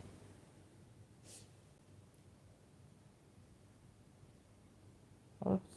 Sorry, no copyrights infringement intended. I want to go back here. So see if God, a very well articulated, good video.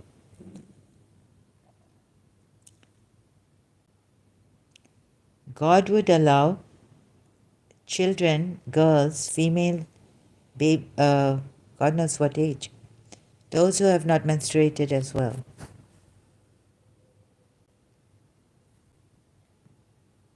To get married. 50 years old, 52. Prophet was, I think, 52 when he got married to Aisha, but it's in the hadith, who was 60, who was 6, and then 9 when he consummated. 7, 6, 7 years old. Now, here, this ayat is the worst ayat. Haris Sultan says, Armina Wabi. This is now. And what is in Shia is also allowed. Khomeini has said tying is allowed. When you marry such a little girl, a child who has not menstruated, who has not had her menstruations. Ooh, sick. It's so disgusting, so sick.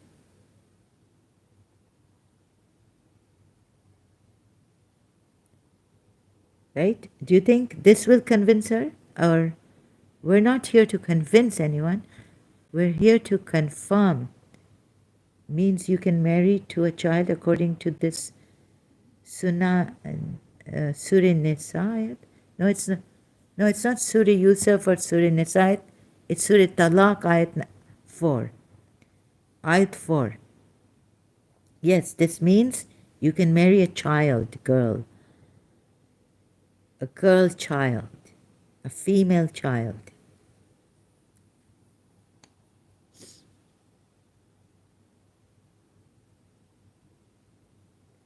Who has not menstruated. Not because she has some problems. Allah should have communicated well that she has problems and therefore she doesn't have her menstruations.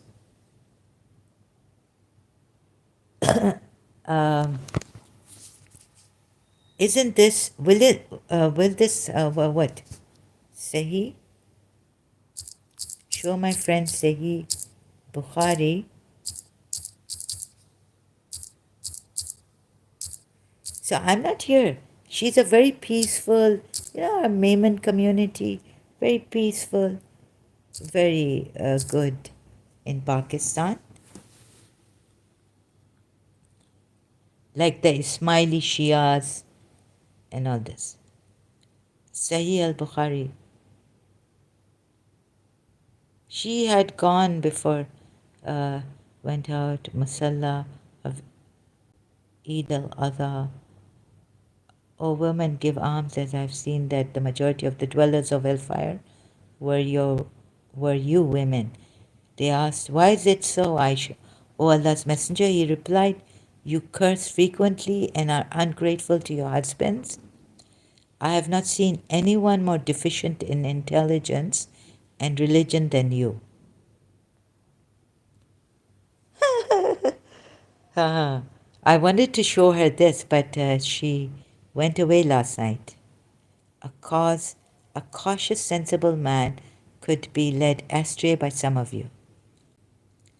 The women, ooh, you see, oh my God, could be led astray by some of you. A cautious, sensible man. What is deficient in our intelligence and religion? You know what Nuria Khan said about this? That our periods, or who said? Even Yasmin Muhammad. This is natural. Why is Allah saying this? This is a natural thing. It's not our fault. What is deficient in our intelligence and religion? He said, Prophet, or Allah's Messenger said, is not the evidence of two women equal to the witness of one man? They replied in the affirmative. Yes. He said this is the deficiency in her intelligence.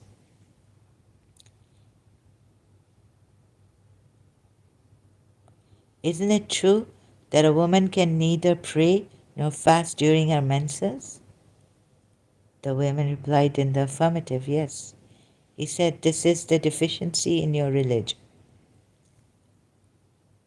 Right. It's just like Imam Ali saying, Quran ayats, what Allah has said. Why? So it's like saying, Allah has made you deficient in intelligence. That's why one, what is this? In the Quran ayat, right? I can never say this properly. Two women are equal to one man in witness. So that's why because Allah said this in the Quran, that's why you're deficient in our intelligence. Cautious, sensible man, seen anyone more deficient in intelligence and religion than you.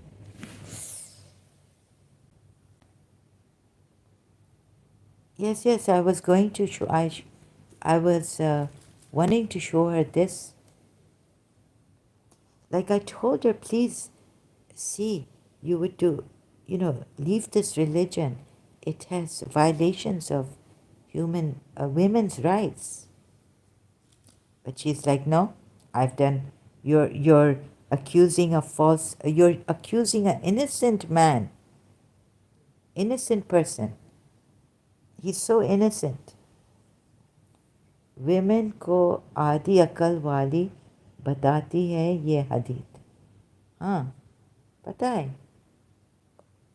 उनको भी पता है, right? उनको भी पता है, पता नहीं शकीला कहाँ है. It's very late now, it's around. Yeah, so, but what can we do? The women, you see, still she's saying, she knows this hadith, okay? When I showed her that Allah, you're saying, it's my opinion, you are free. I said, no, according to this religion, I should be executed because Prophet Muhammad says that kill those who change their religion. She says, you haven't read it in context. What is there to read in context about that hadith?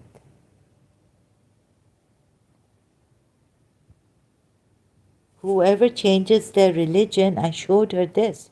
She's blaming me, right? Whoever changes your religion, kill them. Then, how can a woman justify sex slavery? Ask her. Ask the Muslim women. How can a woman justify child marriages? Surah Talaq ayat 4.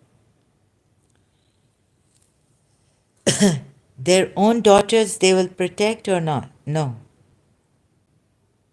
Before they have had their periods, menstruation. First you tell me, how can a believing woman, or any woman, how can a woman justify this? Marriage with girls before they get their periods. Can you tell me this?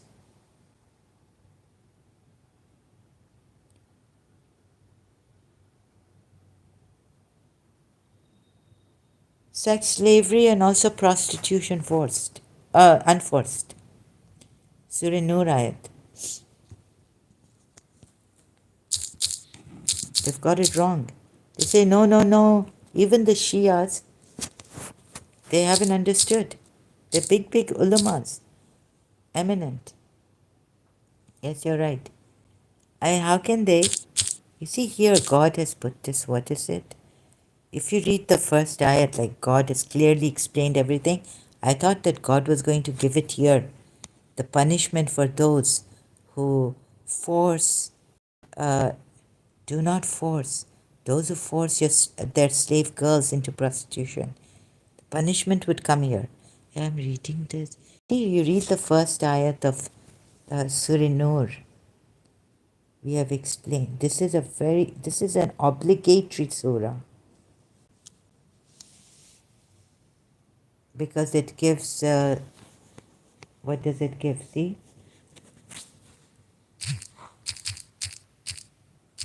I was so shocked.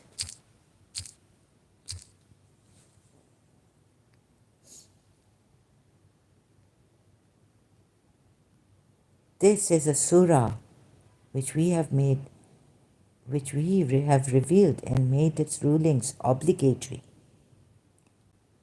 So I thought in O levels, or just uh, after O levels, I thought, I mean, me coming from the Western education, and this Quran meant everything to me, right? This is from the all-knowing God.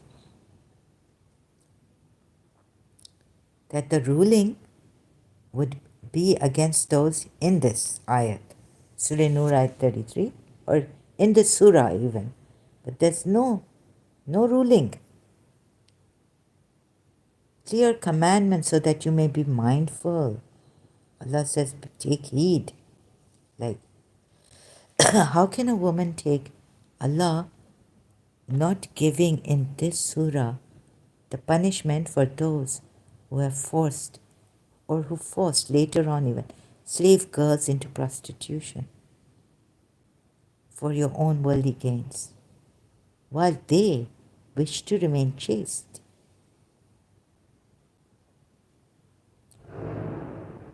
ये सब अंधी में ले रहे हैं. Even those who go after Imam Hussain. Can you believe what a shock it must have been for me? You cannot believe it, you cannot imagine. And then Muharram comes, Labbaik ya Hussain, right? I mean, conscientious human beings cannot take this. If you are a little bit conscientious and you read the first ayat and then you come here and read this, whatever it is said here, bonds people in your possession, remain chaste, remain chaste. What is this? This is a joke. This is not the true God. Hussain के लिए सब रोएंगे, Shia, right? Even your own shadow leaves you, they say, when you are in trouble. Oh, don't cry over spilled milk. Help yourselves, ऐसे बोल बोल के ताने दे के शायद इसने कोई, इसकी माँ ने, किसी ने बड़ा गुनाह वना किया है, sinned, that's why they're in this. ऐसे ऐसे like callous remarks and all this. क्या नहीं, सब कुछ चलता है पाकिस्तान में तो मुसलमानों के, like, कोई पुलिस नहीं आती है, people being raped, husbands leaving wives, कोई कोर्ट नहीं है जो बराबर संभाले, कोई रिलीजियस स्कॉलर नहीं है जो बोले वापस अपनी वाइफ के पास. खबरदार ऐसा किया है. वो वाइफ रो रही है कि मेरे हस्बैंड ने मुझे छोड़ दिया है, मैं उसके बगैर रह नहीं सक रही हूँ. This is ridiculous, the negligence in the Muslim society in Pakistan. एक पुलिस ऑफिसर को सीधा जाना चाहिए, उसके हस्बैंड को ढूंढ के लाना चाहिए कि how dare you leave your wife. The case of this lady really in Pakistan, please, saving humanity. Up though it's too late, I heard her. Yeah, this one, अब मुझे छोड़ के ना जाना तो. So, what ex-Muslim angel is a... Too late, I heard her. I was like in lots of pain when she was telling Zafar Heretic her story. Zafar Heretic says he's been asking ex-Muslims to come. But you know, in the last Mr. Asif, he said he gets loads of emails, but you can only tell who is a true ex-Muslim if they come and they talk on his channel. Wife सारी जिंदगी एक डर में जीती है.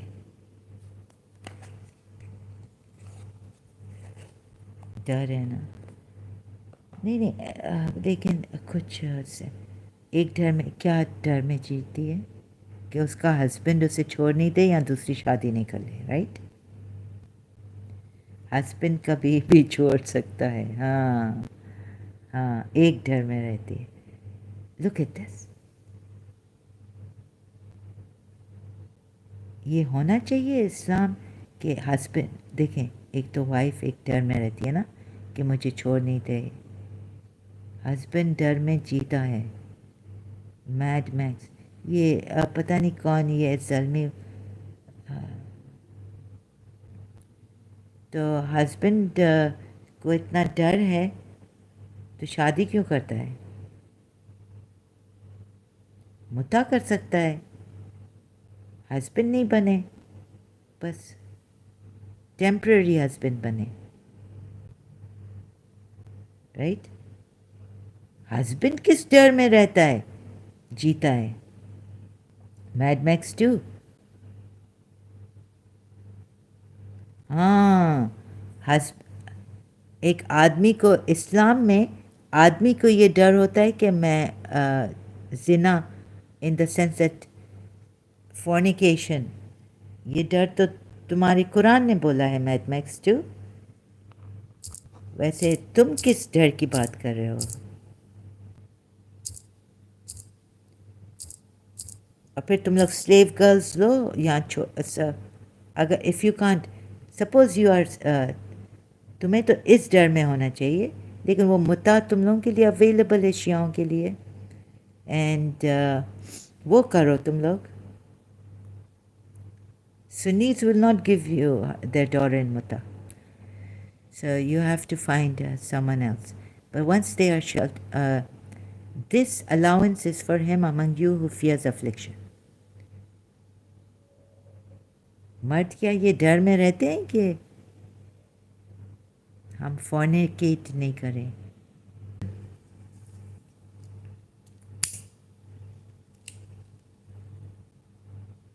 All the time just be. जंग में बहुत ज़्यादा सहाबी मर गए थे और हमारे हुजूर ने मुत्ता हराम कर दिया. किसने?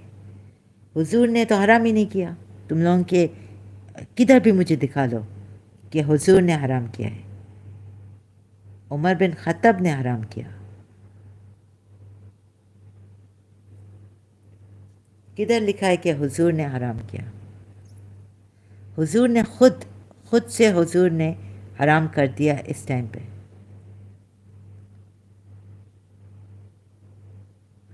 हाँ,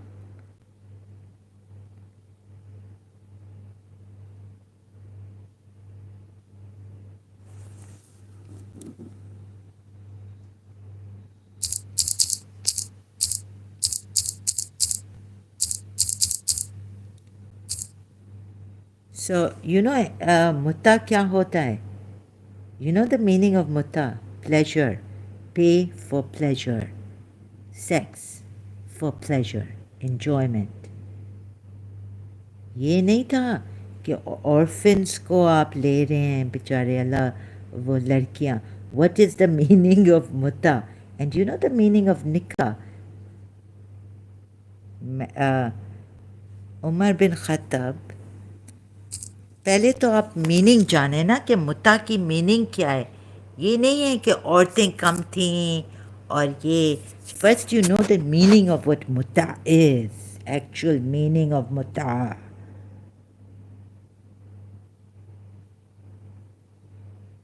ये आप अपने से खुद से बोल रहे हैं. पता नहीं किस रिलीजियस स्कॉलर ने आपके कान भरे हैं और आप बोल रहे हैं. अंधी में बोल रहे हैं, हियर से. नो द मीनिंग ऑफ मुता कि वो कम थी औरतें और फिर तभी हुजूर ने ऐसा किया था, ये तो बाद में कुछ कोई भी अपनी ओपिनियन दे सकता है ना। सब इस लॉजिक कब्जे में उनके लिए भी सेक्स अलाउड कर देते अपने बीवियों से। क्या मतलब explorer, can you right in English this very hard. इस लॉजिक से तो जो आदमी स्लेव आते थे कब्जे में, आदमी स्लेव आते थे कब्जे में, उनके लिए भी सेक्स अलाउड कर देते अपने बीवियों से। अपने बीवी, मेरा अब ना वो कंफ्यूजन, मेरा अब I am very tired, I think fatigued.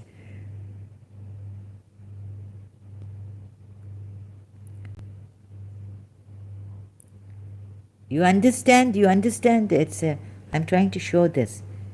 Explorer, moderator, just handle this.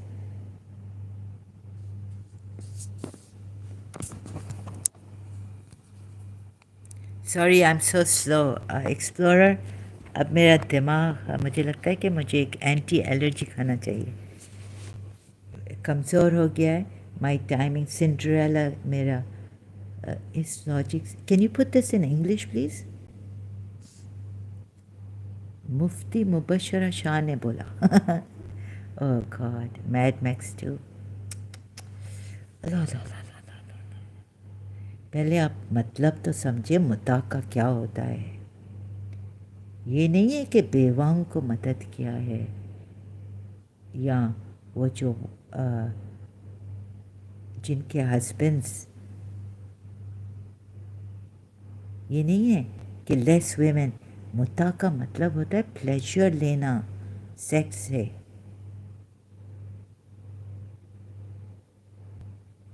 Right? So if someone can explain this to you, Mad Max too, I'm sorry to hear, see this. तो ये तो सब हमारे भी religious scholars ऐसे ऐसे करके आपको ना कि काम। और हुजूर ने जो कैप्टिव वेमेन के साथ शादी की ना, चीफ की डॉटर्स जोवेरिया, ये अम, इनको मदद करने के लिए, इनके हस्बैंड्स मर गए, इनकी पूरी ट्राइब्स ख़त्म हो गई, तो ये आपको ऐसे समझाएंगे ना। Of course, from a religious scholar, you would get these kind of explanations.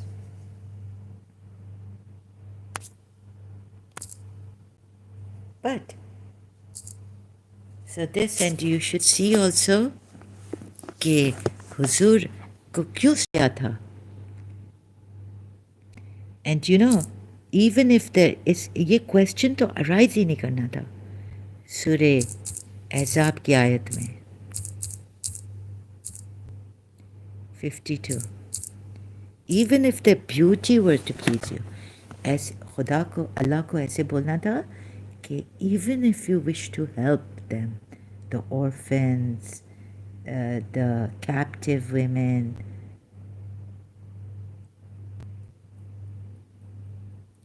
but even if their beauty attracts you,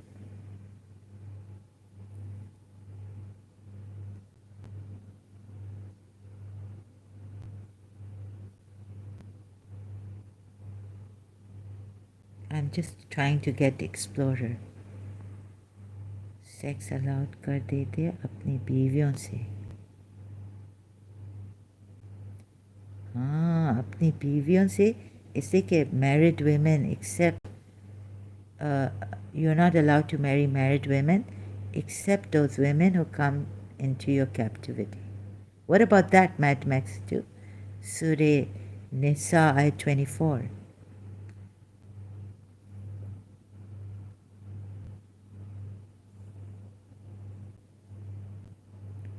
दूसरों की बीवियां लेके सेक्स कर रहे हो, कैप्टिव वेमेन, उसका क्या हल है? What is the explanation of that? Sorry, not the hal, but what is the explanation of that, Mad Max 2? Except for those married women who, whom your right hands possess. सूरह निसा 24। आप अपने मुफ्ती मुबशरा शाह से पूछें, right? इसका क्या मतलब है?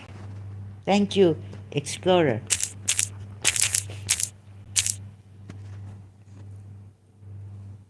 सूरह निसा आयत 24।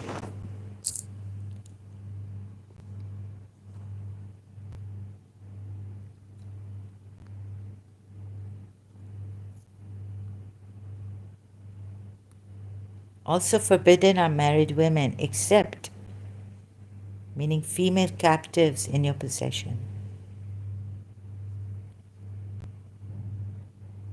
A man was not allowed to have a relationship with a bondwoman who he had taken captive in war unless he made sure she was not pregnant.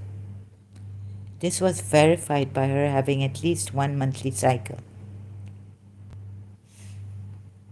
Let's see another one. Huh? So why this? Why did God allow Muslim women, men, to marry these? इतनी भी लूट नहीं पड़ी at explorer. लूट नहीं पड़ी. What about this? This is Allah's decree binding upon you. Also are prohibited women in wedlock, except those whom you rightfully possess.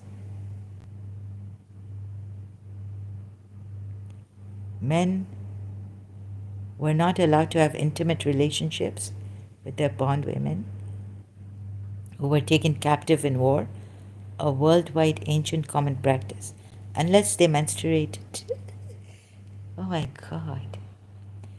At least once to verify that they were not pregnant from their previous husbands before bondage.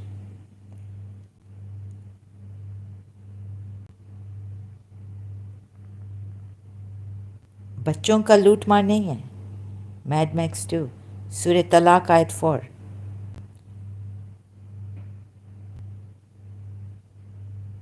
बच्चों को तलाक भी आप दे सकते हैं. बच्चों को, female girls, children. No age is given. Slaves are or war captives who had polytheist husbands. हाँ, एक में एज दिया when they come of marriageable age. It contradicts Surah Talaq ayat 4.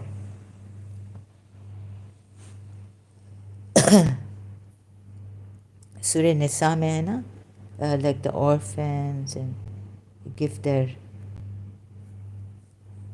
ये लोग बोलते हैं कि गर्ल स्लेव से सहाबा सेक्स कर सकते तो क्योंकि उन गर्ल्स की सेक्स की फीलिंग थी और बॉय कम थे, बट इस लॉजिक से बॉय ग़ुलाम को भी फीलिंग थी. उनके लिए सहाबा उनको अपनी वाइफ के पास.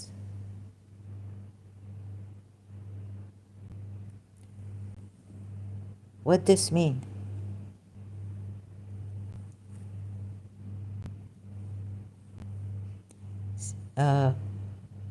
कोई नहीं बचते.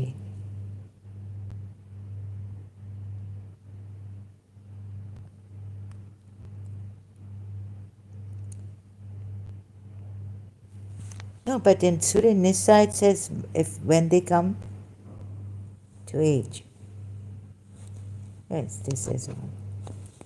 पता नहीं क्या क्या है. खुमैनी कहता है कि थाइंग हो सकती है इनकी. You can marry what babies. So this. Acha, and what about this one? सूरह तलाक. ये आपके मुफ्ती क्या बोलते हैं इसके बारे में? आयत 4.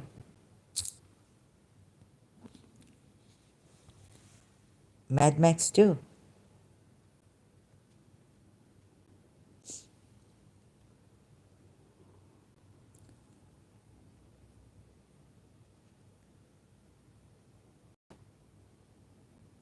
As for women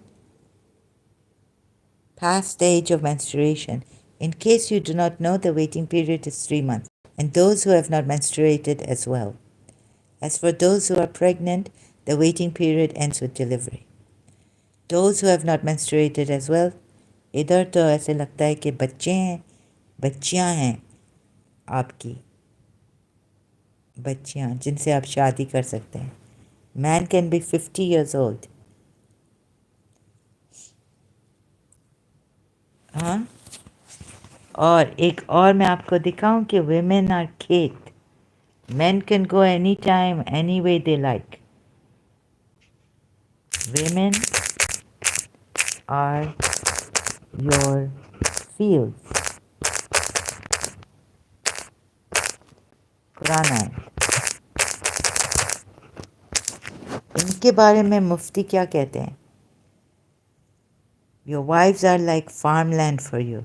So approach them as you please. Consensually to other, let's see, 2 to 3. Surah. No. You can't say no to your husband. 2 to 3. Consensually. If you say no to your husband, what's the hadith on that?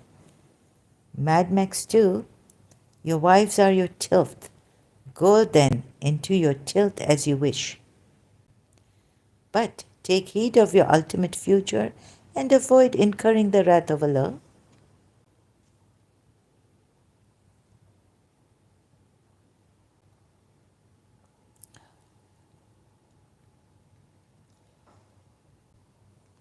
Your wives, nisaakum, your women are a tilth. ये तो एक prostitute का religion है. Wife भी नहीं कहता है, कहता है women. ये तो एक sex religion है जो कह रहा है, not wives, sorry. Even this is wrong here. Word by word, Quran.com. Doesn't say zawaj. It says aswaj. It doesn't say aswaj. It says nisa, women. Your women are a tilth for you. यानी आपकी खेत है, आपकी field है for you. जब भी आपको, so come to your tilth when you wish. When you wish, not when she wishes. और ये तो सब फजूल है. Be conscious of yourself and send forth good deeds. अरे यानी इनको पेमेंट तो क्या करो.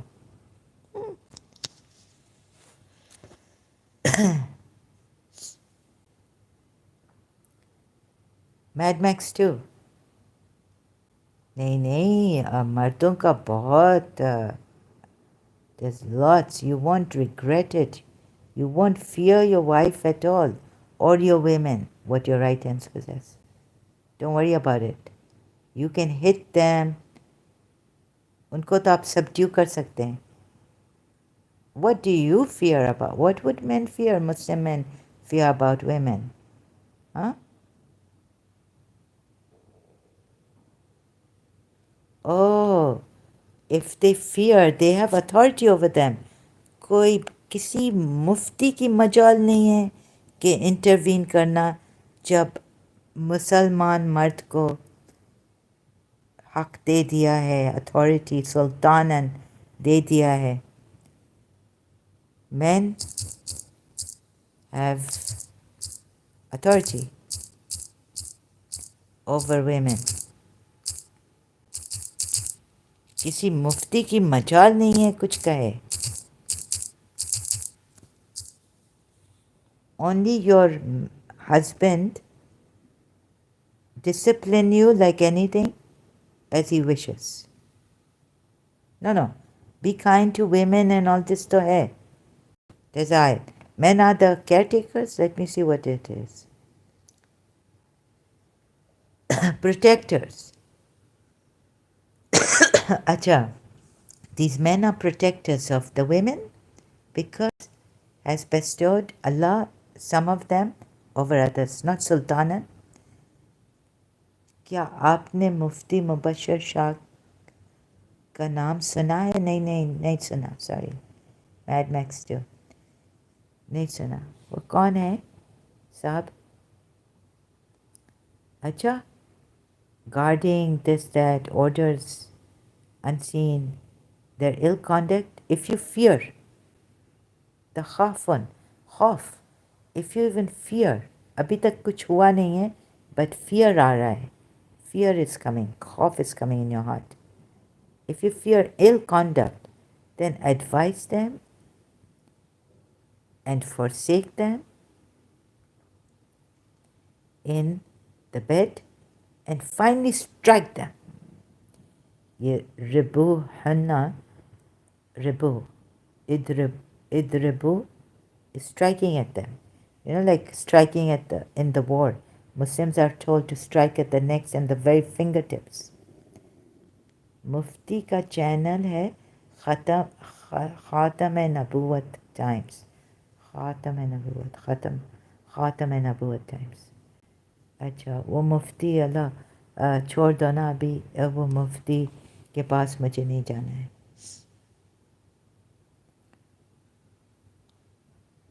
ये मेरा स्लो है और it's very slow. I talk slowly, I make mistakes, but nevertheless I don't answer people properly when in some things. I come back, I complete answering, और मेरा ऐसा है trial and error. तो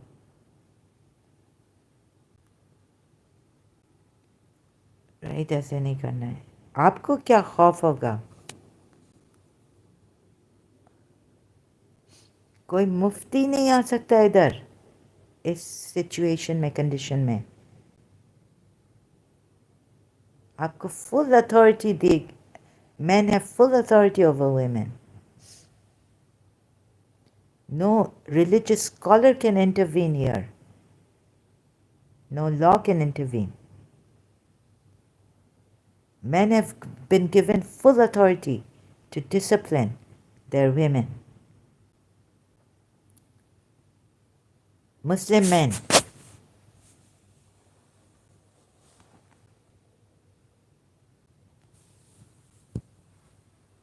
Right? So, no one has the right. No police will come. No Islamic police will come. No one will come to save you. If your husband is beating you, he can say, well, I spoke to her. He can even lie. He said, I spoke to her, then I left her bed. She's still, I fear ill conduct from her still. Quran has given authority. Forget hadith. Now what do you fear from women?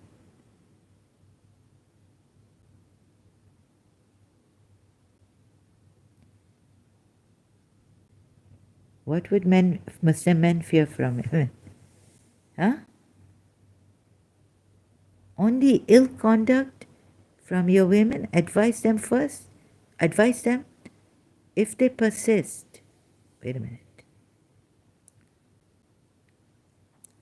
It says, advise them then and forsake them in the bed and strike them. Idribuna. Yeah. Strike them like no one's business, you know? Strike them. Strike at the very... अगर ये मुफ्ती कहेगा lightly और ये वो मजाक के साथ छोड़ दो, खामा खाम मैं आपको स्ट्राइक का इधर बताती हूँ. इद्रिबूना कहाँ और आया है. स्ट्राइक द लाइटली वाइटली नहीं है, स्ट्राइक द फिंगर टिप्स. एक इस वर्ड का आप कुरान की आयत से पहले निकालें वर्ड. इद्रिबूना सूर्य अनफाल की आयत है 12. अभी आप एनिमी को सूर्य अनफाल आयत 12 है, सेम वर्ड है, देखें. इद्रिबू तो जो आपको मुफ्ती वुफ्ती कहे कि लाइटली स्ट्राइक करो, मुसाग टूथब्रश, वो मुसाग गलत कह रहा है, बिकॉज कुरान की आयत इधर वर्ड कह रहा है strike from there every finger tips. ये remember when your Lord inspired to the angels, I am with you. So strengthen those who have believed. I will cast terror into the hearts of those who disbelieved. So strike upon the necks and strike them every fingertip. Strike from them every fingertips. Even fingertips को भी नहीं छोड़ो. Idribu. Because that's for females, yeah, something idribuna. But the word is here idribu. Idrib. Strike. अगर आपको अभी मुफ्ती कहे तो कहा मुफ्ती साहब मुझे ज़हरा ने कहा एक अच्छी बात कही है कि वर्ड की मीनिंग कुरान के वर्ड की मीनिंग कुरान के वर्ड की मीनिंग सेम मीनिंग देखो कहाँ है दूसरे आयत में वो आपको मिलेगा उसको ज़्यादा बिलीव करो बनिस्बत कोई मुफ्ती वफ्ती को या कोई इवन हदीस को. हाँ आप मार सकते हो बीवी को इसका हिसाब से इसके हिसाब से किसके हिसाब से हाँ इस आयत के हिसाब से और कितना मार सकते हो कितना ज़ोर से मार सकते हो कितना कम मार सकते हो देखें बट लेकिन अगर वो ये नहीं कहा है इद्रिबूना का तो मतलब है बस स्ट्राइक करो but if they still persist and discipline them gently ये तो आपके डॉक्टर मुस्तफ़ा ख़तब ने कहा है disciplining one's wife gently is the final resort. ओह ये तो गलत है ना देखें जेंटली तो है नहीं इद्रिब का मतलब है स्ट्राइक इद्रिब का मतलब नहीं है डिसिप्लिन देम जेंटली देखिए कितना झूठ बोल रहे हैं सो प्लीज़ आप ये अरबिक में पढ़ें और आपको थोड़ा हेल्प पाकिस्तानियों को और इंडियन मुस्लिम्स को आपके रिलीजियस ट्रांसलेटर्स ने झूठ बोला है इंग्लिश में oh but if they change their ways of course do what you they have to do with Allah told them to obey you. देखें भाई साहब मैड मैक्स 2 इधर कोई इद्रिबू का मतलब मैंने आपको दिखाया सूरह अनफाल आयत 11 में when you meet the disbelievers yani you know whenever strike will Allah will cast terror into with through the angels or something those who disbelieve strike upon their necks and strike ये कोई gently वेंटली नहीं है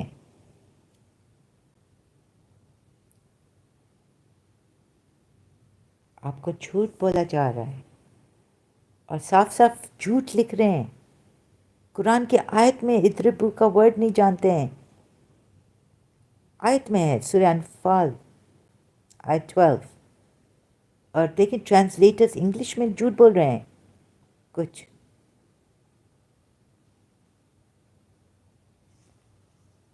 इद्रिबू तो ये because female है ना इद्रिबू हन्ना strike हर ये translation sugar coated कर देते हैं हाँ ये आपको जैसे ना आपको समझाया है कि लड़कियां कम थीं पता नहीं क्या हस्बैंड डर में जीता है नहीं sorry like you said here wife सारी जिंदगी जंग में बहुत ज़्यादा साहिबी मर गए थे और हमारे हुजूर ने मुता की इजाज़त दी वेट अ मिनट क्योंकि औरतें ज़्यादा थीं तो क्या करो? You cannot help them without having sexual pleasures with them, taking sexual pleasures from them. औरतें ज़्यादा थी तो क्या हुआ? अरे ज़ैनब बिन जोश प्राउड विडो थी. Let them be proud widows. शादी you cannot. ये भी एक पॉइंट है ना मैड मैक्स 2. ये लूट मारे क्या है? और शादी करो और पैदा करो मोर वेमेन. बेटा पैदा हो गया तो छोड़ दो, दूसरी औरत के पास जाओ, देखो वो बेटा देती है या नहीं, या करते रहो जब तक ज़्यादा बेटे हों बेटे हों. What kind of a logic is this really? Oh my God, this is a sick religion. I feel very sick. Anything else? यानी you can't. यानी औरतें कम थीं, मर्द ज़्यादा थे, और मर्द कम थे, औरतें ज़्यादा थीं, तो क्या? You cannot even help women. You know, as a brother in Islam. ये तो हिंदुओं का जैसे है ना, they can make another person who is not their blood sister राखी बंधन. ये कौन सा है कि बस ऐसी शादियां करो? नो, शादी भी नहीं है, जन से शादी, निकाह. Oh, terrible. The meaning of nikah is terrible.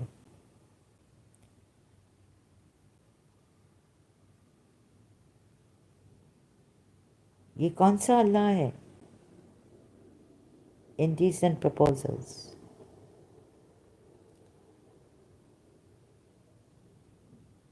This is terrible. Mad Max 2, you want to accept this as your Allah?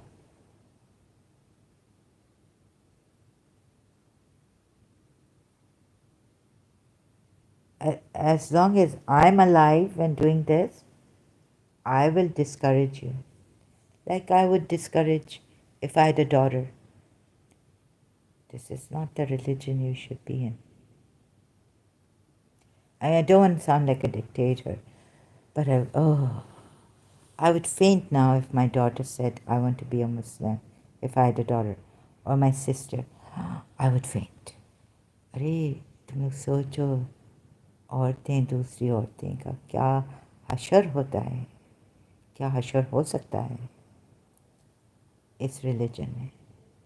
खेत हैं? No. Better to go to a Christian wedding, see in the church also how they get married. vow होता है. ये तो एक contract, a sexual contract.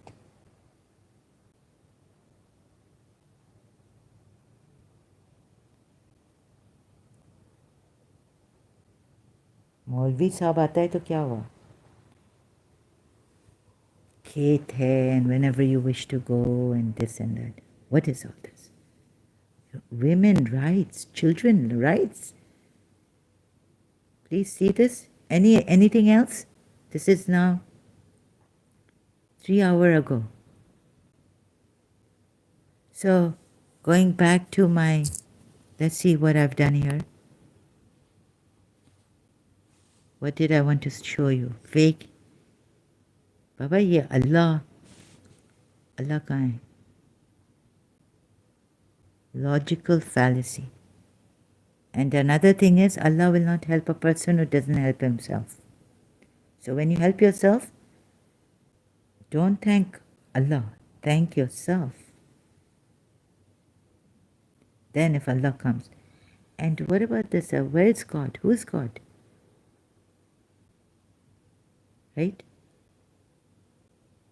Now if they tell me, let's suppose, okay, I turn out to be Radharani. If I impose this and say, oh, you have to believe I'm Radharani, that would be a great injustice to you. I cannot do that. I cannot do that. right?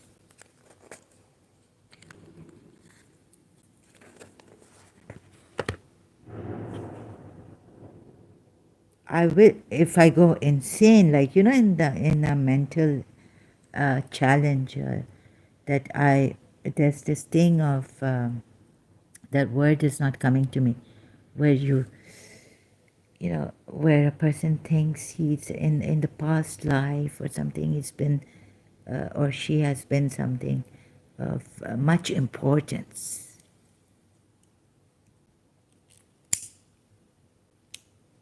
Oh, last time वो आए थे mister गाबिल brother, तो उन्होंने मेरी तारीफ की, तो मैं समझी कि वो लोग वो समझ गए हैं, इस्लाम देख चुके हैं, अब लीव कर लिया है, तो इसलिए, वरना उन्होंने मुझे कहा, मैं समझती हूँ वो वंडरफुल है, और नॉलेज से कुछ नहीं होता, इसके लिए नॉलेज बहुत कम चाहिए to believe in it. If you have less intellect, the more lesser intellect you have, the more you will believe in it. Right? The Quran and Islam. And if you are average, even if you are an average intelligence and less knowledge, you just need to know the Quran has contradictions. You will not believe in it. It has such weird contradictions. Under your noses, you've been deceived. So the lesser your intelligence, sorry to say this, it's not that I'm wonderful and I have lots of knowledge, like Christian Prince and Muslim. इनको Adam Seeker is like an encyclopedia, ऐसे लेके जाएगा. Sahil will talk to you. He will tell you. He also has a lot of knowledge for Sunnis, to talk to Sunni Muslims and other Muslims except for Shia Muslims. I don't have that much knowledge of the hadiths and all this. I forget the ayats numbers. So what made me happy is to see that the Muslim brother came up and left Islam. That's what I think. When he praised, I said, you are wonderful. That means now he's lifted his intellect, his reason has come to that stage, average stage, where you can see it. It just takes an average intelligence person to know this is false religion. तो मुझे बहुत दुख होता है देख के, ये भी बहुत सारी चीज़ें हैं, women's rights and children, but कि तुम लोगों का इंटेलिजेंस भी इतना कम कर दिया है. ब्रेन वॉशिंग है ना, ब्रेन वॉशिंग है, इट्स ब्रेन वॉशिंग. और फिर मारो, ये फॉल्सली अक्यूज कर रहे हैं. So sad. Some Muslims may believe, like my friend, that you have the freedom of opinion, and I can sit here and, put an innocent person on the witness box who is not even alive now, and I will not be killed, harmed by the Muslims. Such a freedom. You have such freedom of religion in Islam.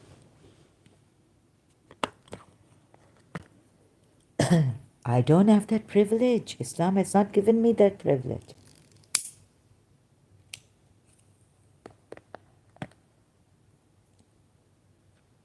So this also. Any more questions? So please thank yourselves, and we have many cult leaders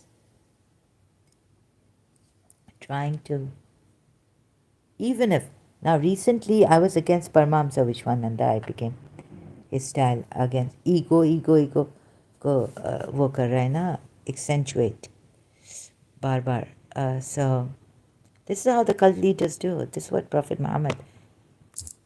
But Glenn Ferry, वाकई में, like this much I can say that, oh my God, what is this? Since I took his name, तो फिर I don't know really what he's doing.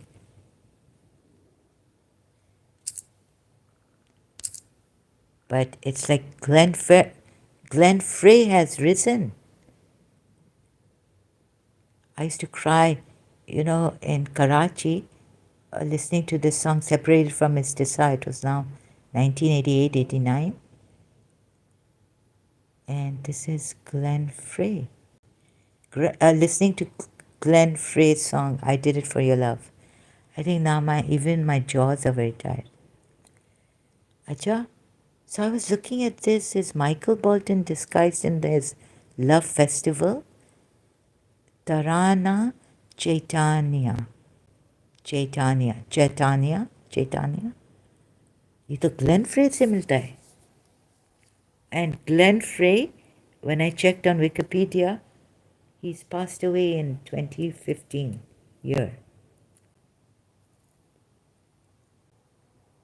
So yeah, I cannot say कि Paramahamsa Vishwananda who he is, but there's certainly certain things I disagree with him. So I used to listen to Glenn Frey's song, I Did It For Your Love.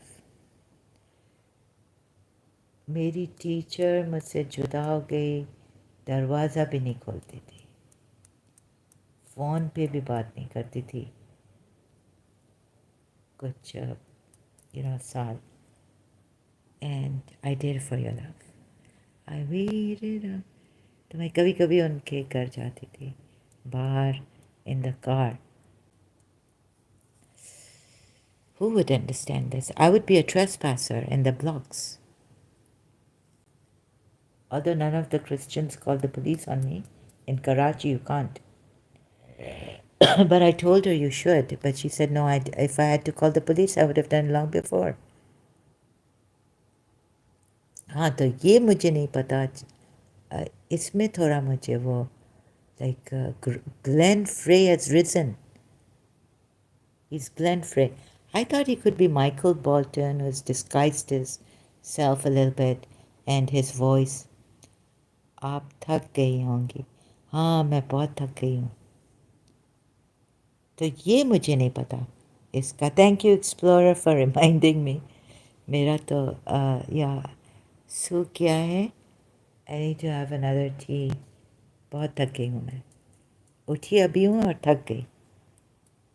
Chronic fatigue syndrome. So yeah, this I cannot say.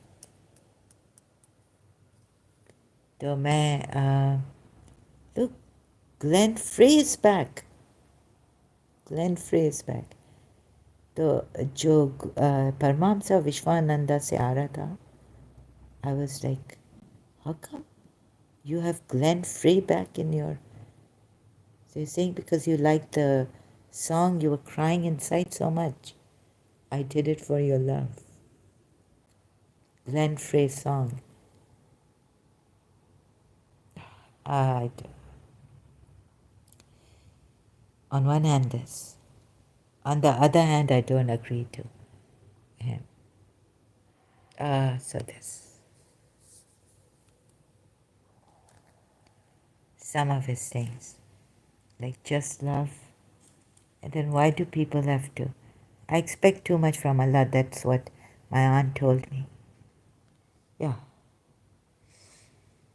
You cannot help yourself when you feel helpless, right? And why would you feel helpless? Well, there are rapists, right? What if you have been raped? Like if the atheists don't believe in the spiritual warfare, black magic and all.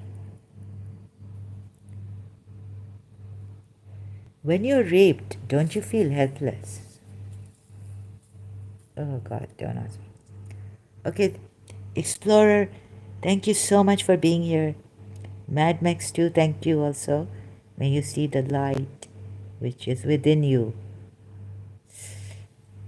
May humanity never hurt.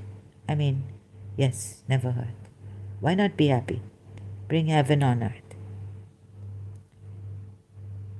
May we not test each other. May love May you always be with your loved ones. And when they're going, make sure that you've loved them every day, like there's no tomorrow, so that you don't regret it. And make sure when you love someone, you make them happy according to their, if give them the freedom also to have a life like that, right? And if two of you, there's like mutual love, then it's okay. They also want, share that. Don't forget. Like there's no tomorrow.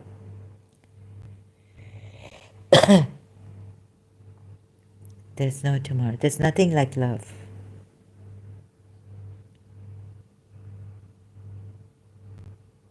Don't waste your minutes, your seconds living without love. Right? So this. And I would say if you lose a loved one and you lose your life on that, I'm no one, I would say it's, you gave your life for a good cause.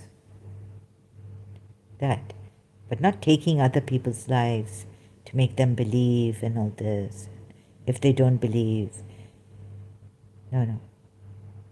But dying, losing a loved one, you have not sinned.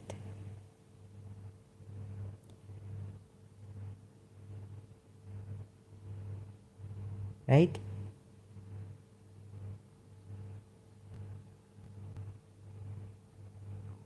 So this is how much I believe in love. I used to, but sometimes now I'm a skeptic because जो मोहब्बत की मार है ना, it's like Celine Dion later sang, right? Brutal machines I can take. But life without you, I don't know. I don't know.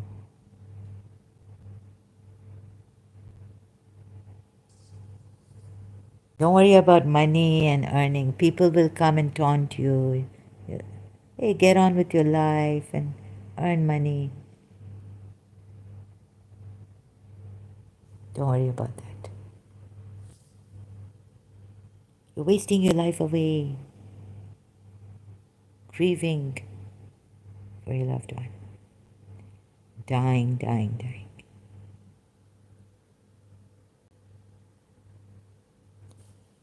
Okay, so love was the greatest for me.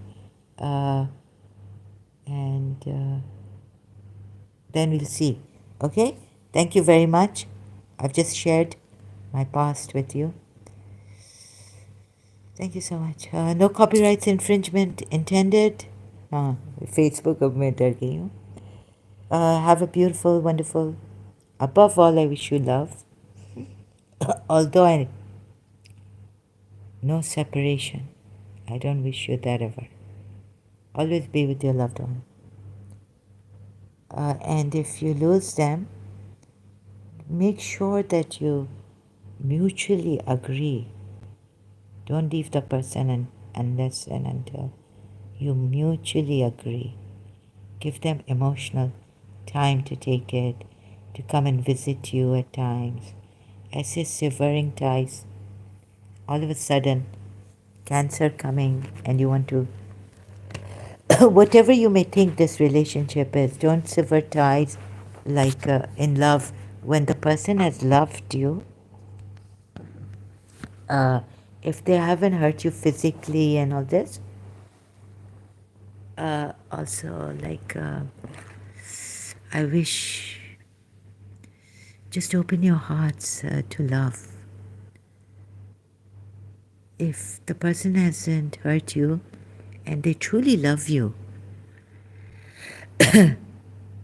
don't sever ties with them brutally, like all of a sudden. It's the most, you can, you've just killed a life. If you do that, you've done the greatest crime ever. One of the greatest crimes. is to separate them, severing ties, like all of a sudden.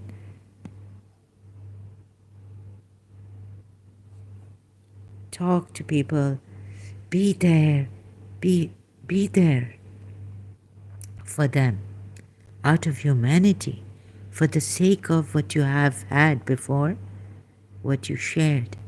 Please don't do it brutally, like Karachi American School and Miss Tissa did it to me, separating me from her.